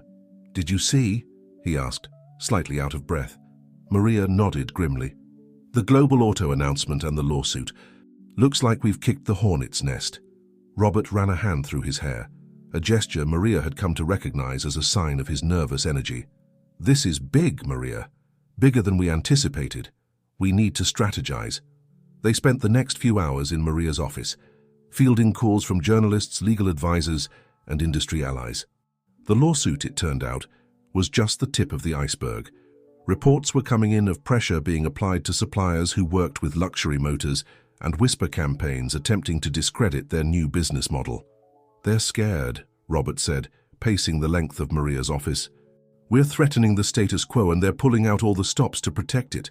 Maria leaned back in her chair, her mind racing. "We knew this wouldn't be easy," she said, her voice steady despite the turmoil she felt inside. "But we can't back down now. Too many people are counting on us." As if on cue, there was a knock at the door. Jennifer entered, looking slightly apologetic. "Sorry to interrupt, but there's someone here you both need to meet." She stepped aside, revealing a middle-aged man in a wheelchair. Maria recognized him immediately from the news reports. Michael Chen, the whistleblower whose revelations had first exposed the depth of corruption in the industry. "Mr. Chen," Maria said, rising to greet him. "It's an honor to meet you." Michael wheeled himself into the office, his eyes taking in the room before settling on Maria and Robert. "The honor is mine," he said, his voice soft but filled with conviction. "What you're doing here, it's what I hoped would happen when I decided to come forward. You're actually changing things." For the next hour, Michael shared his insights into the industry's darker corners, providing valuable information that could help them counter the lawsuit and other opposition. But more than that, he offered something Maria hadn't realized they desperately needed: validation. "You're on the right path," Michael said as he prepared to leave. "Don't let them intimidate you. The old guard is powerful, but they're fighting against the tide of history. Keep pushing, keep innovating, and others will follow." As the door closed behind Michael, Maria turned to Robert, feeling a renewed sense of purpose. "He's right," she said, determination evident in her voice. "We can't let this lawsuit or any other tactic derail us. We need to double down on our efforts." Robert nodded, a spark of excitement in his eyes. "I have an idea," he said, reaching for his tablet. "What if we turn their tactics against them, use transparency as our weapon?" Over the next few hours, they formulated a plan. They would live-stream their response to the lawsuit, inviting customers, employees, and even their critics to participate in an open forum. They would accelerate the rollout of their blockchain-based transaction record system, making every deal completely transparent and traceable. As the day wore on, Maria felt a mix of exhaustion and exhilaration.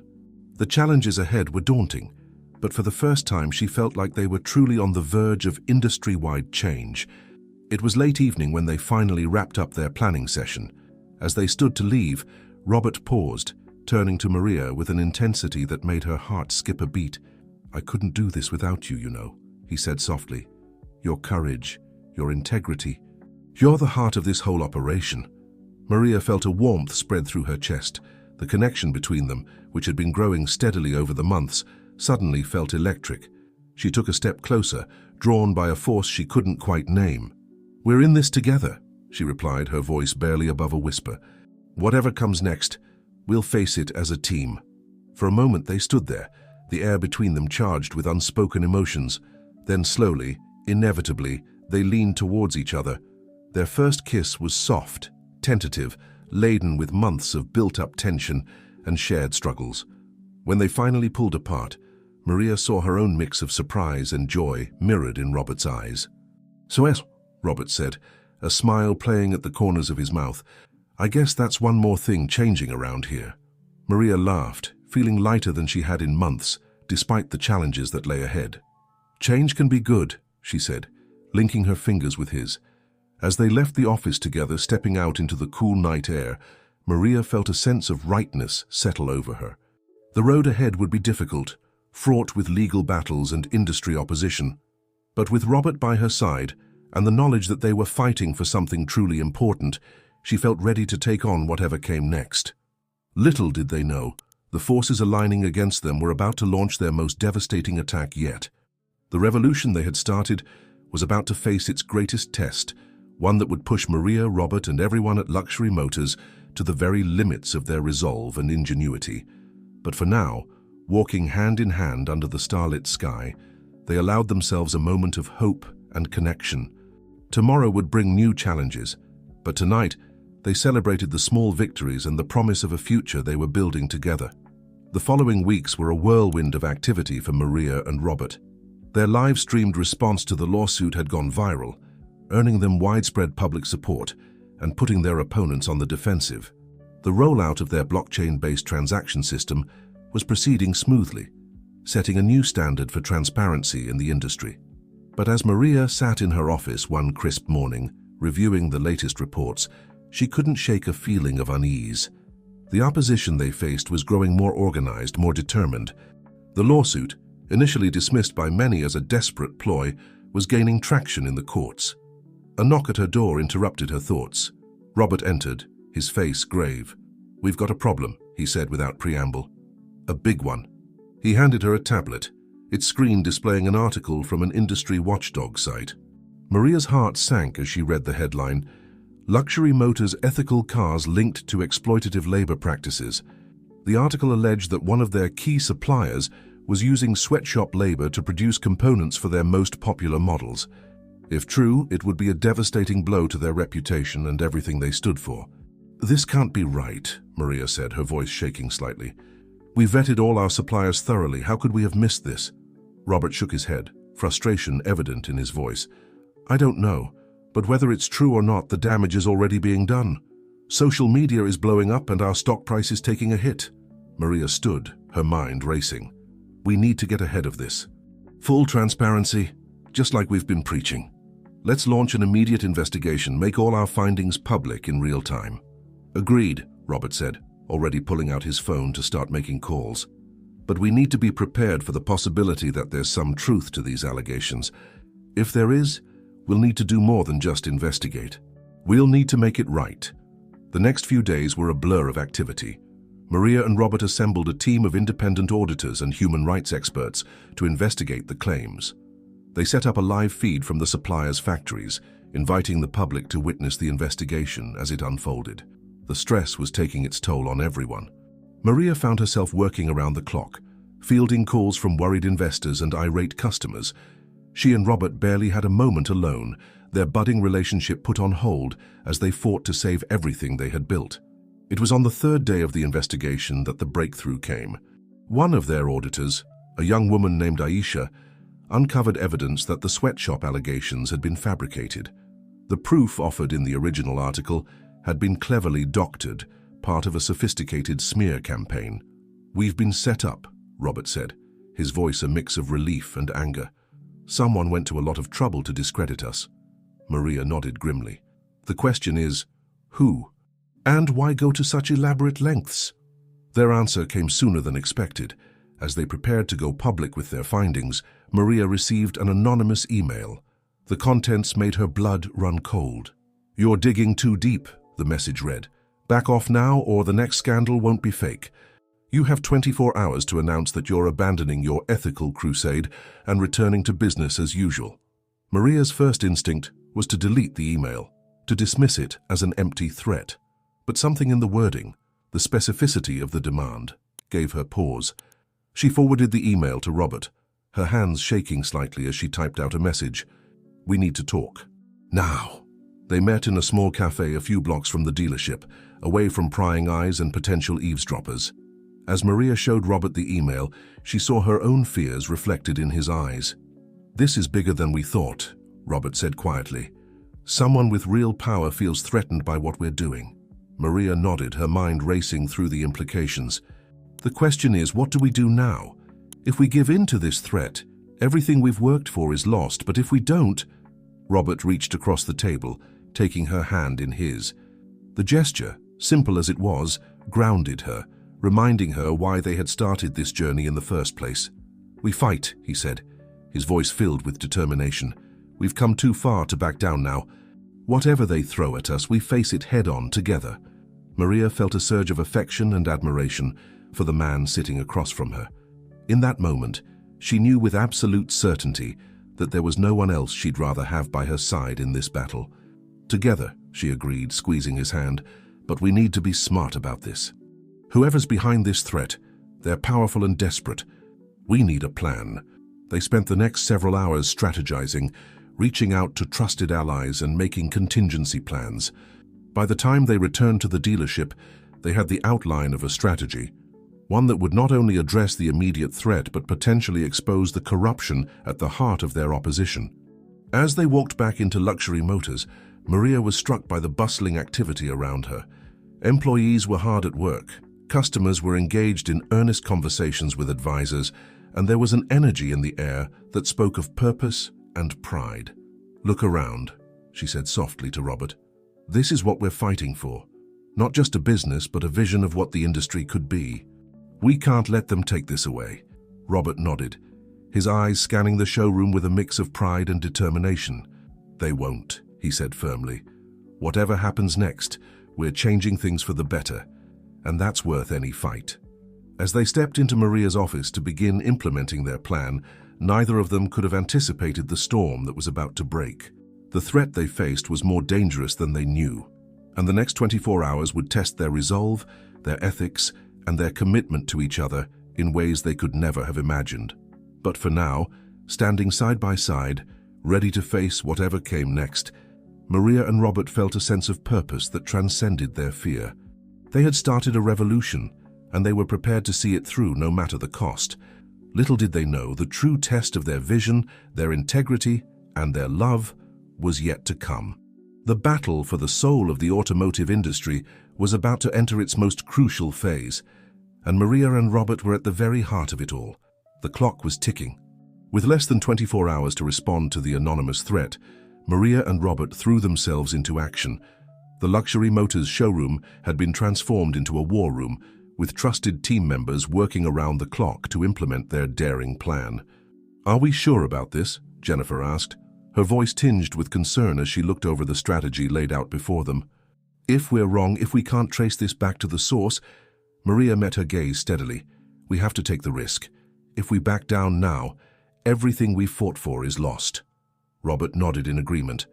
"Besides, Our tech team has confirmed the email's authenticity. Whoever sent this threat is connected to our opposition. This is our chance to expose the corruption at the heart of the industry. Their plan was audacious. Instead of capitulating to the demand or simply ignoring it, they would use the threat as bait, setting a trap to lure out their mysterious adversary. The first phase involved a carefully crafted press release.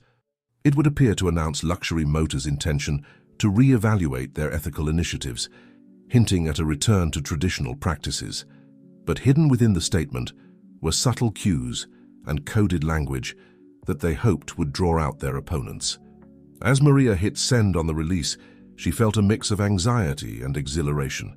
"And now we wait," she murmured, more to herself than anyone else. They didn't have to wait long. Within hours, industry forums were buzzing with speculation. Competitors began issuing statements, some gloating, others expressing faux concern about Luxury Motors' apparent change of heart. But it was a call from an unlisted number that really set things in motion. Maria answered, her heart pounding, as a distorted voice came through the speaker. "Smart move, Ms. Gonzalez, but don't think this is over. Meet us at the old Riverside warehouse tonight at 10 p.m. Come alone, or the next scandal won't be so easy to disprove."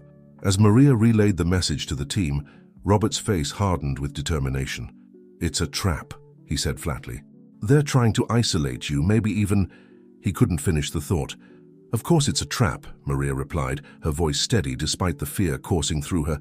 "But it's also our best chance to identify who's behind all this. We need to be smart about this."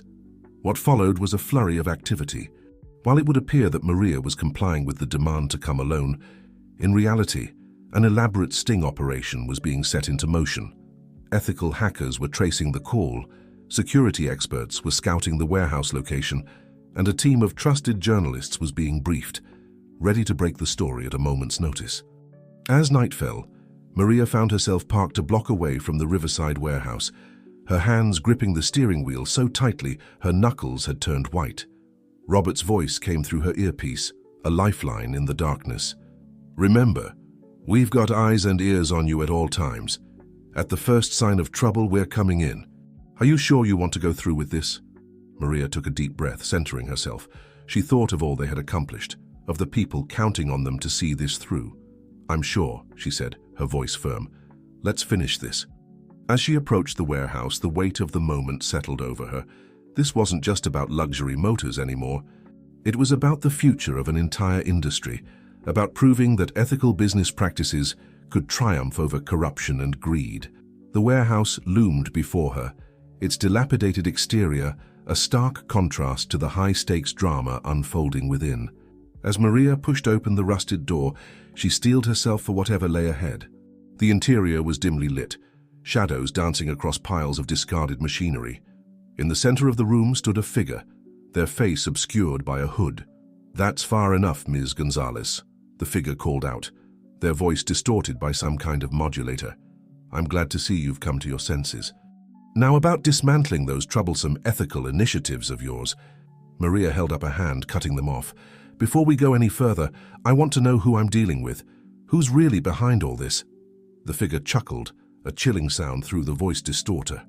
"You're in no position to make demands." "But since you asked so nicely." They reached up, pulling back the hood to reveal a face that made Maria's blood run cold. It was Charles Blackwood, CEO of one of the largest automotive conglomerates in the world, and a man who had publicly praised Luxury Motors' ethical reforms. "Surprised?"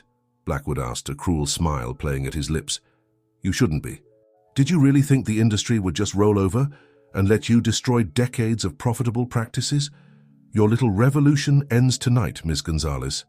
But as he stepped forward, the warehouse was suddenly flooded with light. Police officers poured in from every entrance, led by Robert and their security team. "I think not, Mr. Blackwood," Robert's voice rang out. "The only thing ending tonight is your reign of corruption." As Blackwood was led away in handcuffs, sputtering threats and denials, Maria felt a wave of relief wash over her. They had done it. They had exposed the rot at the core of the industry. But even as she allowed herself a moment of triumph, Maria knew this was just the beginning. The revelations of tonight would send shockwaves through the automotive world. The fight for true reform was far from over. As she and Robert left the warehouse, greeted by a sea of flashing cameras and shouted questions from the press, Maria felt a renewed sense of purpose. They had taken on one of the most powerful men in the industry and won. Whatever challenges lay ahead, she knew they were ready to face them. Little did they know the biggest test of their resolve and their relationship was yet to come. The revolution they had started was about to enter its most crucial phase, and the decisions they would make in the coming days would shape not just their own futures, but the future of an entire industry. As they drove back to Luxury Motors, exhausted but exhilarated, Maria caught Robert's eye. No words were needed. They had weathered this storm together, and whatever came next, they would face it as a team. The dawn was breaking as they pulled into the dealership parking lot. A new day was beginning, for them, for Luxury Motors, and for the automotive industry as a whole.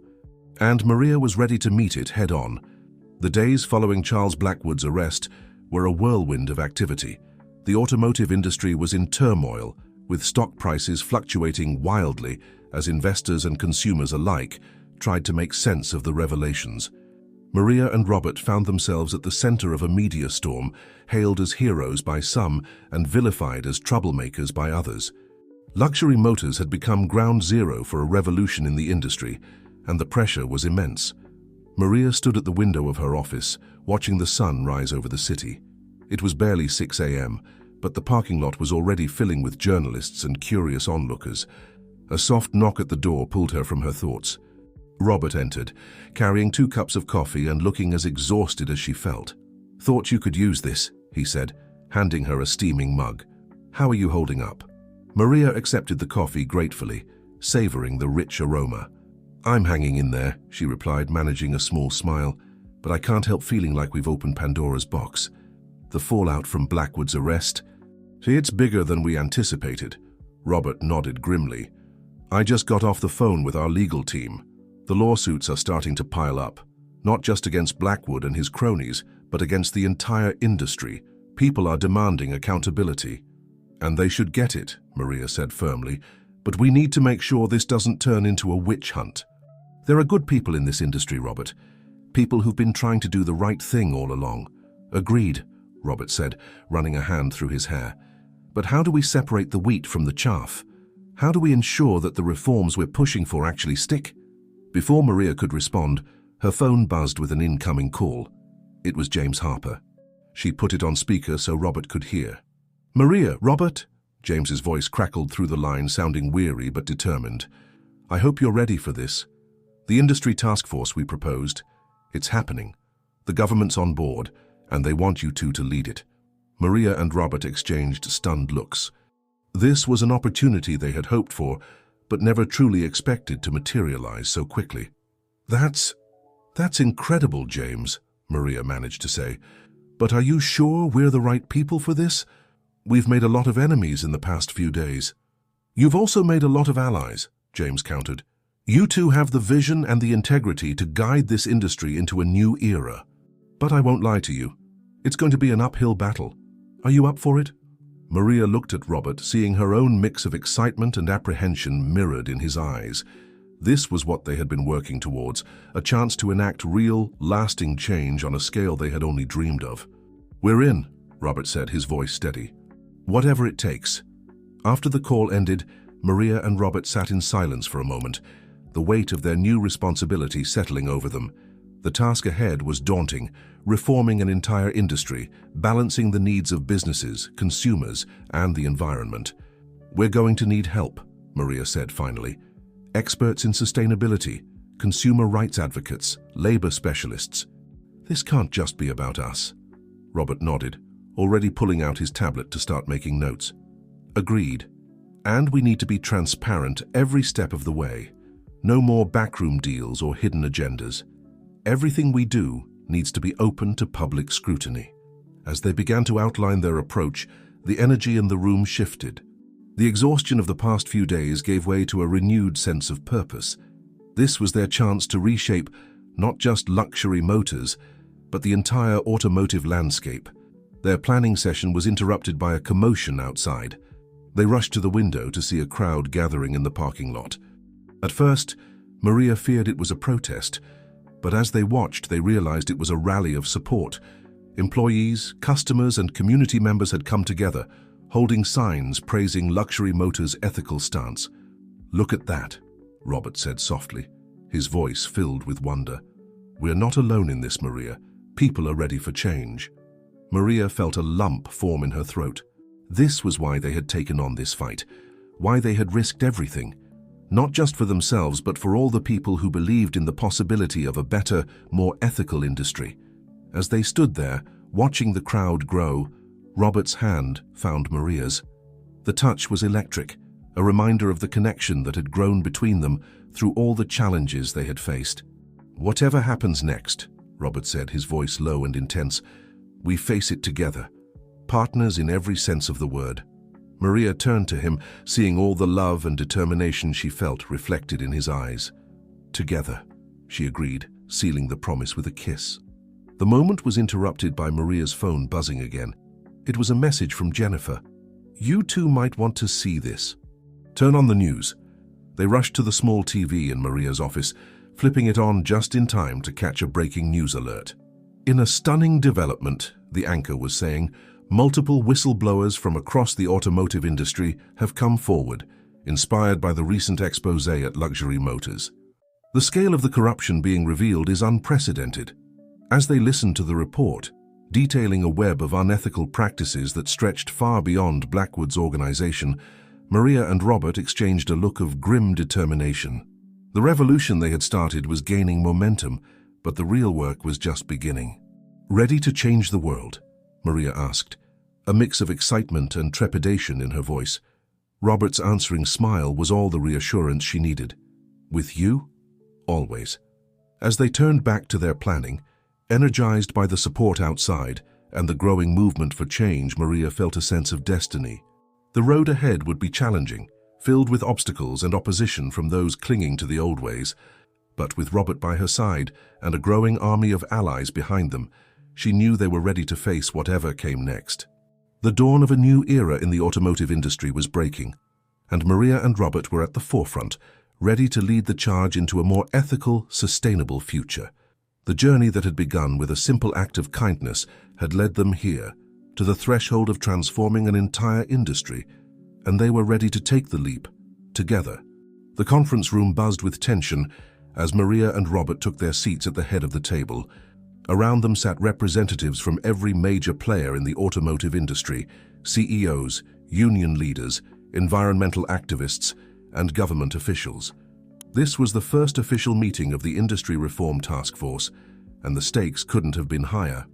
Maria cleared her throat, silencing the murmurs that filled the room. "Thank you all for being here," she began, her voice steady despite the butterflies in her stomach. "We're here today because our industry stands at a crossroads. The revelations of the past few weeks have shaken public trust to its core. But within this crisis lies an unprecedented opportunity, a chance to rebuild, not just our individual companies, but the entire automotive landscape." As she spoke, Maria could feel the weight of every gaze in the room. Some faces showed skepticism, others hope, and a few barely concealed hostility. She knew that not everyone was happy about her and Robert's appointment to lead this task force. Robert picked up where she left off, his voice complementing hers perfectly. "We're not here to point fingers or assign blame. We're here to chart a new course, one that prioritizes ethics, sustainability, and genuine value for consumers.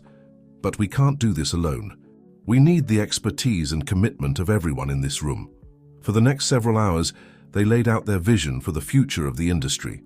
They proposed sweeping changes, from new transparency standards in manufacturing and sales to ambitious environmental goals that would push the boundaries of electric and alternative fuel technologies. The discussions were heated at times. Old rivalries and competing interests threatened to derail the proceedings more than once. But Maria and Robert stood firm, guiding the conversation back to the core principles they had fought so hard to establish. As the meeting drew to a close, Maria felt a glimmer of hope. They had made progress, small but significant steps towards consensus on some key issues. But she knew this was just the beginning. Later that evening, as they debriefed in Maria's office back at Luxury Motors, Robert let out a long sigh. "Well, that was intense," Maria offered with a wry smile. I was going to say a complete madhouse, but intense works too. Robert chuckled, running a hand through his hair. Maria nodded, feeling the weight of the day settling on her shoulders. Did we bite off more than we can chew, Robert? The resistance we're facing, the competing agendas, sometimes it feels like we're trying to move mountains. Robert was quiet for a moment, his gaze thoughtful as he looked out the window at the city skyline. Maybe we are, he said finally. But remember why we started this, Maria. Remember all the people counting on us to see this through. As if on cue, there was a knock at the door. Jennifer entered holding a large envelope. Sorry to interrupt, but this just came for you, Maria. It's marked urgent. Maria opened the envelope, her eyes widening as she scanned its contents. It's from Michael Chen, she said, her voice filled with surprise. Michael was the whistleblower whose revelations had first exposed the depth of corruption in the industry. He's offering to join the task force, Maria continued, her excitement growing as she read. Says he has more information, connections that could help us navigate the politics of reform. Robert's face lit up. That could be a game changer. His insider knowledge combined with our vision could be exactly what we need to push this reform through, Maria finished, feeling a renewed sense of purpose. As they began to discuss how to integrate Michael into their plans, Maria's phone buzzed with a news alert. She pulled it up, her breath catching as she read the headline. Global Motors announces radical restructuring, citing luxury motors model as inspiration. Robert, look at this, she said, passing him the phone. It's happening. The changes we're pushing for, they're starting to take hold. Robert read the article, a slow smile spreading across his face. This is just the beginning, he said, his voice filled with determination. We're creating a ripple effect. Other companies will follow suit, if only to keep up with public demand for more ethical practices. As they continued to work late into the night, refining their strategies and preparing for the challenges ahead, Maria felt a mix of exhaustion and exhilaration. The task before them was daunting, but for the first time it felt truly achievable. It was past midnight when Robert finally convinced Maria to call it a night. As they stood in the parking lot, the cool night air a refreshing change from the stuffy conference rooms they'd been in all day, Maria felt a wave of emotion wash over her. Do you ever wonder how we got here? She asked softly, gazing up at the stars. A year ago I was just a receptionist trying to make ends meet. And now... Robert stepped closer, taking her hand in his. Now you're changing the world, he said, his voice warm with admiration. We both are. Their eyes met, and in that moment, all the stress and uncertainty of their new roles faded away. They had each other, they had their vision, and they had a growing movement of support behind them. As they said their goodnights and headed to their respective cars, Maria felt a sense of calm settle over her. The road ahead would be challenging, filled with obstacles and opposition from those clinging to the old ways. But with Robert by her side, and the knowledge that they were fighting for something truly important, she felt ready to take on whatever came next. Little did they know the biggest test of their resolve and their relationship was just around the corner. The forces opposing their reforms were regrouping, preparing to launch a counter-offensive that would shake the very foundations of the change they were trying to create. But for now, driving home under the starlit sky, Maria allowed herself to feel hopeful. They had taken the first steps towards transforming an entire industry, and no matter what challenges lay ahead, she knew they would face them together. The autumn sun streamed through the windows of Luxury Motors' conference room, but the warmth didn't reach the tense atmosphere inside. Maria sat at the head of the table, her posture rigid as she faced down a room full of angry franchise owners. Ms. Gonzalez, these new ethical standards are killing us, one owner, a heavy-set man named Frank, practically shouted. Our profits are down 30% since we implemented them. We can't sustain this. Maria took a deep breath, steadying herself. She had anticipated resistance, but the ferocity of the backlash was testing her resolve. I understand your concerns, she began, her voice calm but firm. But these changes are necessary. We're building a sustainable future for... A future? Another owner interrupted. We won't have a future if we go bankrupt following your idealistic crusade. As the meeting devolved into a cacophony of complaints and accusations, Maria felt a familiar presence at her side. Robert had slipped into the room, his steady gaze offering silent support. Enough, Robert's voice cut through the chaos, commanding attention. "We hear your concerns and we're not dismissing them, but let's look at the bigger picture." Over the next hour, Robert skillfully guided the conversation, presenting data that showed increasing customer loyalty and positive media coverage. He outlined plans for marketing campaigns that would highlight the ethical advantages of choosing luxury motors.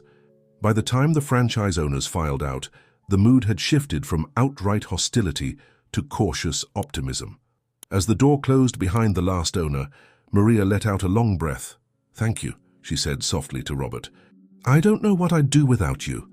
Robert smiled, but Maria noticed it didn't quite reach his eyes. "Always happy to play the bad cop to your good cop," he said, his tone light, but with an undercurrent of something. Frustration? Fatigue? Before she could probe further, her phone buzzed with an urgent message. "It's Michael," she said, scanning the text. "He says he has crucial information about a potential sabotage attempt. We need to meet him right away." The drive to the meeting point was tense, filled with speculations about what Michael might have uncovered. As they pulled into the parking lot of a nondescript diner on the outskirts of town, Maria couldn't shake a feeling of unease. Michael was already there, hunched over a cup of coffee, his eyes darting nervously around the nearly empty restaurant. As Maria and Robert slid into the booth across from him, he leaned in, his voice barely above a whisper. "They're planning to discredit you," he said without preamble. "Both of you. They've hired private investigators. They're digging into your pasts, your families, everything. They're desperate to find something, anything, to undermine your credibility." Maria felt her heart race, a mix of anger and fear coursing through her. "Who's they?" she demanded. "A coalition of the old guard," Michael replied. "Manufacturers, dealership chains, even some union leaders who are afraid of the changes you're proposing. They're calling themselves the Industry Preservation Alliance, but it's just a front for maintaining the status quo." As Michael laid out what he knew of their plans, Maria's mind was whirling. They had anticipated opposition, but this level of coordinated attack was beyond anything they had prepared for. "We need to get ahead of this," Robert said, his strategic mind already at work. "Full transparency. We release everything about our backgrounds, our finances, before they can twist it against us." Maria nodded, but a knot of worry was forming in her stomach. "Robert," she said hesitantly, "there's something I haven't told you. Something about my past that, well, it could be used against us." Robert's eyebrows rose, but his voice was gentle when he spoke. "Whatever it is, we'll face it together. No more secrets between us, okay?" As they left the diner, plans in motion to counteract the impending smear campaign, Maria felt the weight of her unspoken confession pressing down on her. She knew she needed to tell Robert the truth, but fear held her back. What if it changed how he saw her? What if it jeopardized everything they had worked for? The next few days were a whirlwind of activity. They worked around the clock, preparing statements, gathering documentation, and reaching out to allies for support. Through it all, the unspoken tension between Maria and Robert grew, a subtle undercurrent beneath their professional partnership. It all came to a head late one night at the office. They had been poring over financial records, ensuring every transaction was above board and explainable. As Maria closed yet another folder, she noticed Robert staring at her, his expression unreadable. "What is it?" she asked, suddenly self-conscious. Robert was quiet for a moment, then spoke softly.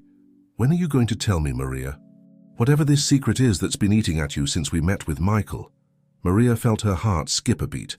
This was it, the moment she had been dreading and longing for in equal measure. She took a deep breath, steeling herself. "It's about my mother's medical bills," she began, her voice barely above a whisper. "Before all this, before luxury motors changed, I was desperate. I falsified some insurance documents to get her the treatment she needed. It was wrong, I know that, but I didn't see any other way." She trailed off, unable to meet Robert's gaze. The silence that followed was deafening. When she finally looked up, she was surprised to see not judgment in Robert's eyes, but a deep understanding. Just then, Maria's phone buzzed with a message. It was from Michael, their whistleblower ally. "Urgent," the message read. "New information. The Alliance is planning something big. Meet me at the usual place in 30 minutes. Maria showed the message to Robert, a mix of anticipation and dread coursing through her. Whatever the Alliance was planning, it was clear that the real battle was just beginning. As they prepared to leave, gathering documents and steeling themselves for whatever revelation awaited them, Maria caught Robert's eye. No words were needed. They were in this together, come what may.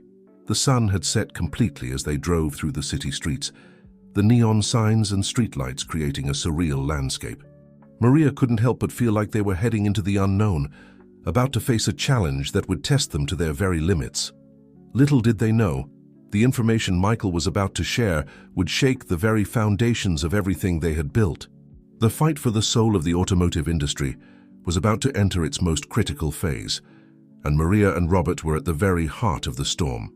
As they pulled into the parking lot of the nondescript diner where they were to meet Michael, Maria took a deep breath, centering herself. Whatever lay ahead, she was ready to face it. With Robert by her side and the conviction that they were fighting for something truly important, she felt prepared to take on any challenge. The true test of their vision, their integrity, and their love was about to begin.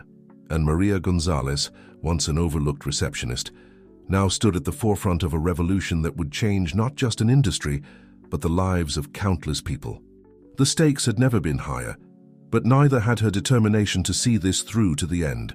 The diner was nearly empty when Maria and Robert arrived, the flickering neon sign casting an eerie glow over the parking lot. They found Michael in a corner booth, his face pale and drawn, a half-empty cup of coffee cooling in front of him. "Thank you for coming," Michael said, his voice barely above a whisper. "What I'm about to tell you, it's bigger than anything we've faced before." As Michael began to speak, laying out the details of what he had uncovered, Maria felt her heart sink. The Alliance's plan was more insidious, more far-reaching than they could have imagined. It wasn't just about discrediting Maria and Robert anymore. It was about dismantling the entire reform movement from the inside out. "They've infiltrated the task force," Michael revealed, his eyes darting nervously around the diner. "Key members have been compromised, bribed, blackmailed, or threatened. They're planning to use the very reforms you've proposed as a smokescreen for even more egregious practices." Robert leaned forward, his face a mask of controlled anger. "How deep does this go?" Michael's response was chilling. "All the way to the top. Some of the highest-ranking officials in the regulatory bodies are involved. They're not just trying to maintain the status quo anymore. They're looking to consolidate power, to create a monopoly that would make the old corruption look like child's play." As Michael continued to detail the Alliance's plans, Maria's mind raced. This wasn't just an attack on their reputation or their company. This was a threat to the entire concept of ethical business practices, a calculated move to exploit the public's trust in their reforms. "We need to expose this," Maria said, her voice filled with determination. "All of it, no matter the cost." Robert nodded in agreement, but his expression was grave. "It won't be easy. With this level of infiltration, who can we trust?" The gravity of their situation settled over them like a heavy blanket. They were no longer just fighting against corrupt business practices. They were up against a conspiracy that reached into the highest levels of government and industry. As they left the diner, the weight of Michael's revelations pressing down on them, Maria turned to Robert. "What do we do now?" she asked, feeling for the first time since this all began a flicker of doubt. Robert was quiet for a moment, his gaze distant as he considered their options. Then, with a fierce determination in his eyes, he turned to Maria. "We fight. We use every resource we have, every ally we can trust. We bring this whole corrupt system crashing down." Back at Luxury Motors, they worked through the night, reaching out to trusted contacts, analyzing the information Michael had provided, and formulating a plan of attack. They knew they were racing against time, trying to get ahead of the Alliance's next move. As dawn broke, casting a pale light over the city, Maria stood at the window of her office, watching the world below come to life. She felt the weight of responsibility settling on her shoulders, not just for Luxury Motors or the reform movement, but for the countless people whose lives would be affected by the outcome of this fight. Robert joined her at the window, his presence a comforting strength beside her. "We're going to need help," he said softly. "We can't do this alone." Maria nodded, her mind already working on the next steps. "We need to build a coalition of our own. Whistleblowers, ethical business leaders, investigative journalists. Anyone who's willing to stand up against this corruption." As they began to outline their strategy, A new energy filled the room. The enormity of the challenge before them was daunting, but it also brought a clarity of purpose. This was no longer just about reforming an industry. It was about protecting the very principles of fairness and ethical conduct in business. Their planning session was interrupted by a commotion in the showroom. They rushed out to find a group of employees gathered around a television, watching a breaking news report. In a shocking turn of events, several high-ranking officials in the Automotive Regulatory Commission have been taken into custody this morning. Sources close to the investigation suggest this may be linked to the recent allegations of corruption in the industry. Maria and Robert exchanged stunned looks. Their allies in law enforcement must have acted on some of the information they had provided. It was a small victory, but a significant one. As the day progressed, more developments unfolded. Whistleblowers from other companies began to come forward, emboldened by the arrests. The media, sensing a massive story, began to dig deeper into the allegations of industry-wide corruption. By evening, it was clear that the landscape of their fight had shifted dramatically. The alliance's carefully constructed plans were beginning to unravel, but Maria knew they couldn't afford to let their guard down. "This is just the beginning," she said to Robert as they reviewed the day's events. "They'll regroup, try to contain the damage. We need to keep pushing." Robert nodded, a fierce pride shining in his eyes as he looked at Maria. "You know, when I first met you, I never imagined we'd end up here, leading a revolution, taking on the most powerful players in the industry." Maria felt a warmth spread through her chest at his words. "I never imagined any of this either," she admitted. "But I can't think of anyone I'd rather have by my side through it all." As they stood there, the weight of their task balanced by the strength of their partnership, Maria felt a renewed sense of purpose. The road ahead would be challenging, filled with dangers they could scarcely imagine. But they had each other, they had their integrity, and they had a growing movement of support behind them. The fight for the soul of the automotive industry was far from over. The alliance, though wounded, was still powerful and desperate. The coming days would test Maria and Robert's resolve, their ethics and their love in ways they could never have anticipated. But as they prepared to face the challenges ahead, Maria knew one thing with absolute certainty. Together, they were a force to be reckoned with. The revolution they had started was gaining momentum, and no matter what obstacles lay in their path, they would see it through to the end. As night fell over the city, Maria and Robert stood hand in hand, ready to face whatever the new day might bring. The storm was far from over, but for the first time since Michael's revelations, they felt a glimmer of hope. Change was coming, and they were at the forefront, leading the charge towards a more ethical, transparent future for the entire industry. Little did they know the biggest challenges and the most profound transformations were yet to come. The journey that had begun with a simple act of kindness was about to take them on a path they could never have imagined, testing their resolve, their integrity, and the bonds they had forged in the fires of adversity. The days following Michael's explosive revelations were a whirlwind of activity for Maria and Robert. Luxury Motors had transformed from a car dealership into the nerve center of a growing resistance movement against industry-wide corruption. The showroom floor, once filled with gleaming vehicles, now buzzed with the energy of activists, whistleblowers, and investigative journalists. Maria stood at the center of it all, coordinating efforts and strategizing their next moves. Her transformation from receptionist to industry revolutionary was complete, and she wore the mantle of leadership with a mix of determination and grace that inspired those around her. "We need to move fast," she said to the assembled group, her voice carrying across the room. "The alliance may be on the back foot, but they're far from defeated. Our window of opportunity is narrow." Robert nodded in agreement, adding, "Our first priority is to secure and verify all the evidence we've gathered. We can't afford any weak links in our case." As the team dispersed to their tasks, Maria felt a familiar presence at her side. She turned to find James Harper, looking older and more careworn than she had ever seen him. "Maria," he said, his voice low, "we need to talk, privately." In the quiet of her office, James revealed the true extent of his involvement in the industry's darker dealings. "I'm not innocent in all this," he admitted, his shoulders sagging with the weight of his confession. "For years I turned a blind eye to practices I knew were wrong.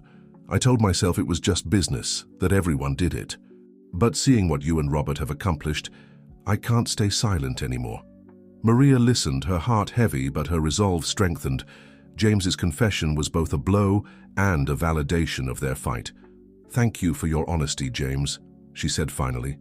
"We'll need your insights if we're going to dismantle this system." As James left, visibly relieved by his unburdening, Robert entered. His face was grim. "We've got trouble," he said without preamble. "Our sources in the Regulatory Commission say the Alliance is making moves to freeze our assets. They're trying to cut off our funding." Maria's mind raced, considering their options. "We knew they'd play dirty. We need to get creative with our resources. Call in every favor, every contact we have. It's time to see who our real allies are." The next few days were a test of endurance and ingenuity. As the Alliance tightened the financial noose, Maria and Robert worked tirelessly to keep their operation afloat. They reached out to sympathetic investors, set up encrypted crowdfunding platforms, and leveraged their growing public support to put pressure on lawmakers.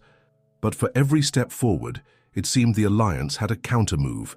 Smear campaigns against their allies intensified. Whistleblowers faced threats and intimidation.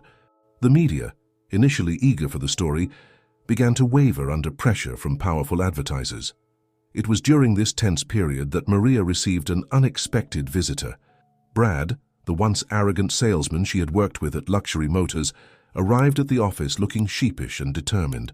"I know I've been a jerk," he said, meeting Maria's gaze, "but what you're doing here, now it's important. I want to help. I've got information about some of the dealerships in the Alliance network, shady practices I was part of, and, well, I'm ready to come clean." Maria felt a mix of emotions: surprise, cautious hope, and a touch of pride in how far they'd come. Brad's transformation was a testament to the change they were fighting for. As they integrated Brad's information into their growing body of evidence, a new challenge emerged. The Alliance, growing desperate, had begun to target the families of those involved in the resistance. Maria received word that her mother's care facility was facing sudden, unexplained financial audits. The pressure was taking its toll on everyone, but perhaps most visibly on Robert. Maria found him late one night, slumped over his desk, the strain of their fight etched deeply on his face. "Robert," she said softly, placing a hand on his shoulder, "we need to talk." He looked up, his eyes bloodshot from lack of sleep. "What is it? Has something else gone wrong?" Maria shook her head, pulling up a chair beside him. "It's not about the case. It's about us. We've been so focused on this fight, we've barely had a moment to breathe, let alone be us," Robert finished, a sad smile playing at his lips. "Exactly," Maria said, taking his hand.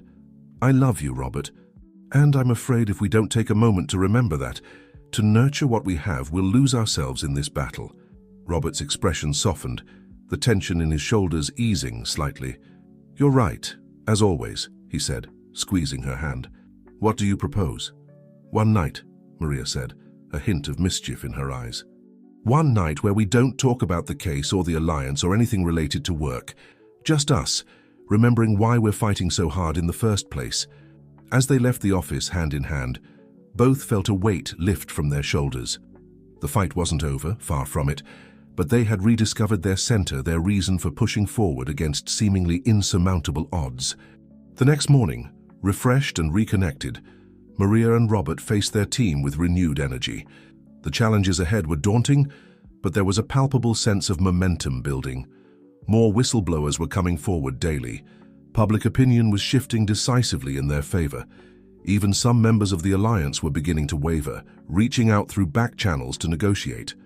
As they outlined their next moves, a breaking news alert flashed across the screens in the command center. The headline made everyone freeze. "Major automotive CEO arrested. Allegations of massive fraud and racketeering." The room erupted in a mix of cheers and stunned silence.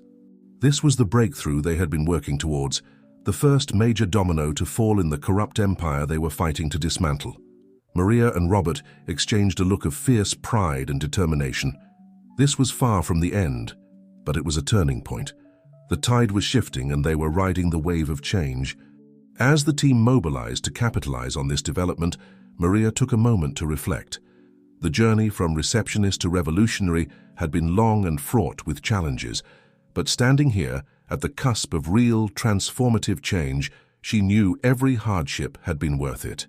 The storm they had been gathering was about to break, and Maria Gonzalez was ready to lead the charge into the heart of the tempest. With Robert by her side and an army of allies behind them, she felt invincible. The future of the automotive industry, and perhaps the very nature of ethical business, hung in the balance. And they were prepared to fight with everything they had to ensure that future was bright, fair, and just. Little did they know, the Alliance had one last desperate card to play. A revelation that would shake Maria and Robert to their very core and test the strength of everything they had built together. The final battle for the soul of the industry was about to begin, and the stakes had never been higher. The arrest of the major automotive CEO sent shockwaves through the industry. For Maria and Robert, it was both a victory and a call to action. They knew the Alliance would be desperate now, willing to take extreme measures to protect what remained of their power. As dawn broke over the city, Maria stood at the window of their makeshift command center, watching the world below come to life. The calm before the storm, she thought, knowing that the day ahead would likely change everything. "Are you ready for this?" Robert's voice came from behind her, a mix of concern and determination in his tone. Maria turned, meeting his gaze with a fierce resolve. "As ready as I'll ever be. Whatever happens today, we face it together." Their moment of connection was interrupted by a flurry of activity as their team burst into the room. "We've got movement," Jennifer announced, her fingers flying over a keyboard. "Multiple reports coming in. The Alliance is making their move." What unfolded over the next few hours was a coordinated assault unlike anything they had faced before. Lawsuits were filed simultaneously in multiple jurisdictions, seeking to tie up their resources in legal battles. Media outlets sympathetic to the Alliance began running stories, questioning the legality of their investigation methods. And most alarmingly, reports began to surface of data breaches at key government agencies involved in the case. "They're trying to invalidate our evidence," Robert said, his voice tight with frustration. "If they can cast doubt on how we obtained the information, then the whole case could fall apart," Maria finished, her mind racing. "We need to get ahead of this." Now, as they mobilized their team to counter each threat, Maria couldn't shake a feeling of unease. Something about the Alliance's strategy felt off, like they were missing a crucial piece of the puzzle. Her instincts proved correct when Michael burst into the room, his face pale with shock. "You're not going to believe this," he said, handing over a tablet. "It just leaked online." Maria's heart sank as she read the document displayed on the screen. It was an old contract, dating back to the early days of luxury motors, bearing her signature alongside those of several key Alliance members. "This is impossible," she whispered, her voice shaking. "I never signed anything like this." Robert leaned in, his expression darkening as he scanned the document. "It's a forgery," he said firmly. "It has to be, but it's a damn good one." The implications were staggering. The contract seemed to implicate Maria in the very corruption they had been fighting against, suggesting she had been a willing participant in the Alliance's schemes from the beginning. As news of the document spread, their carefully built coalition began to fracture. Allies distanced themselves, fearing guilt by association. The media, always hungry for a scandal, pounced on the story of the crusading reformer with a secret, corrupt past. In the chaos that followed, Maria felt as though the ground was crumbling beneath her feet. Everything they had worked for, all the progress they had made, was in danger of being swept away by this single, fabricated piece of evidence. It was Robert who steadied her, his unwavering faith a beacon in the storm. "We've come too far to let them win with a lie," he said, his voice filled with determination. "We fight back, we prove the truth." And fight they did. Over the next 72 hours, Maria and Robert worked tirelessly to debunk the forged contract. They brought in forensic document experts, traced the paper trail of Maria's early days at Luxury Motors, and leveraged every resource at their disposal to prove her innocence. But even as they battled the allegations, Maria couldn't help but feel the toll it was taking on their relationship. The stress, the constant scrutiny, the weight of carrying the hopes of so many, it was all pushing them to their limits. It came to a head late one night as they pored over financial records from a decade ago. "Maybe we should consider a tactical retreat," Robert suggested, his voice heavy with fatigue. "Regroup, come at this from a different angle." Maria stared at him, disbelief and hurt warring in her chest. Retreat? After everything we've been through? Everything we've sacrificed? I'm just trying to protect you, Robert shot back, frustration evident in his tone. To protect us and everything we've built. I don't need protection, Maria snapped. I need a partner who believes in this fight as much as I do. The silence that followed was deafening. For a moment, it seemed as though the very foundation of their relationship, the shared purpose that had brought them together, was fracturing under the pressure. But then, just as the tension reached its breaking point, a breakthrough came from an unexpected source. Brad, the former salesman-turned-ally, burst into the room, waving a file triumphantly. I found it, he exclaimed, his eyes shining with excitement. The smoking gun, proof that the contract was forged and evidence of who was behind it. As they pored over Brad's discovery, the full extent of the Alliance's desperation became clear. They had overplayed their hand, leaving a trail that, once uncovered, would lead to their ultimate downfall. In that moment, the tension between Maria and Robert dissolved, replaced by a renewed sense of purpose. They looked at each other, a silent apology and recommitment passing between them. Let's finish this, Maria said softly, reaching for Robert's hand. He nodded, squeezing her hand in response. Together. The next 24 hours were a whirlwind of activity. They took their evidence public, holding a press conference that laid bare the Alliance's deception. As the truth spread, the tide of public opinion turned decisively in their favor. Whistleblowers, emboldened by the exposure of the forged contract, came forward in droves.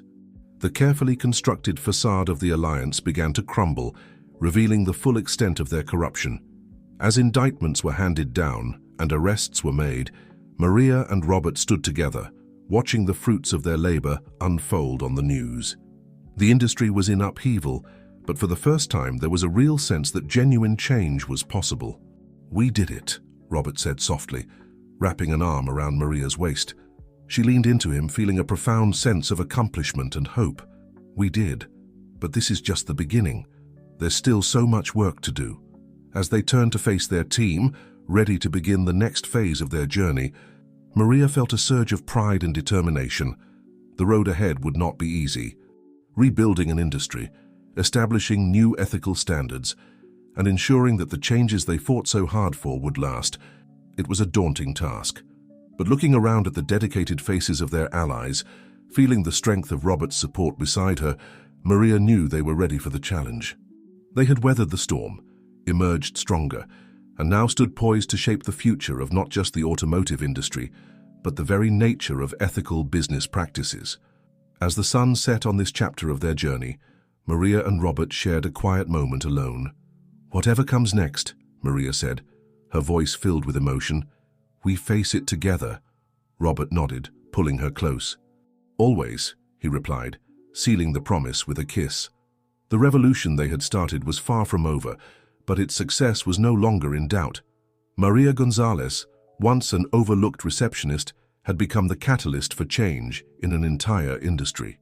And with Robert by her side, she was ready to lead the charge into a new era of transparency, ethics, and genuine value for all.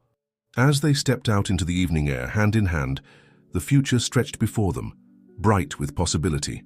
The storm had passed, and though challenges remained, Maria and Robert were ready to face them, together, stronger than ever.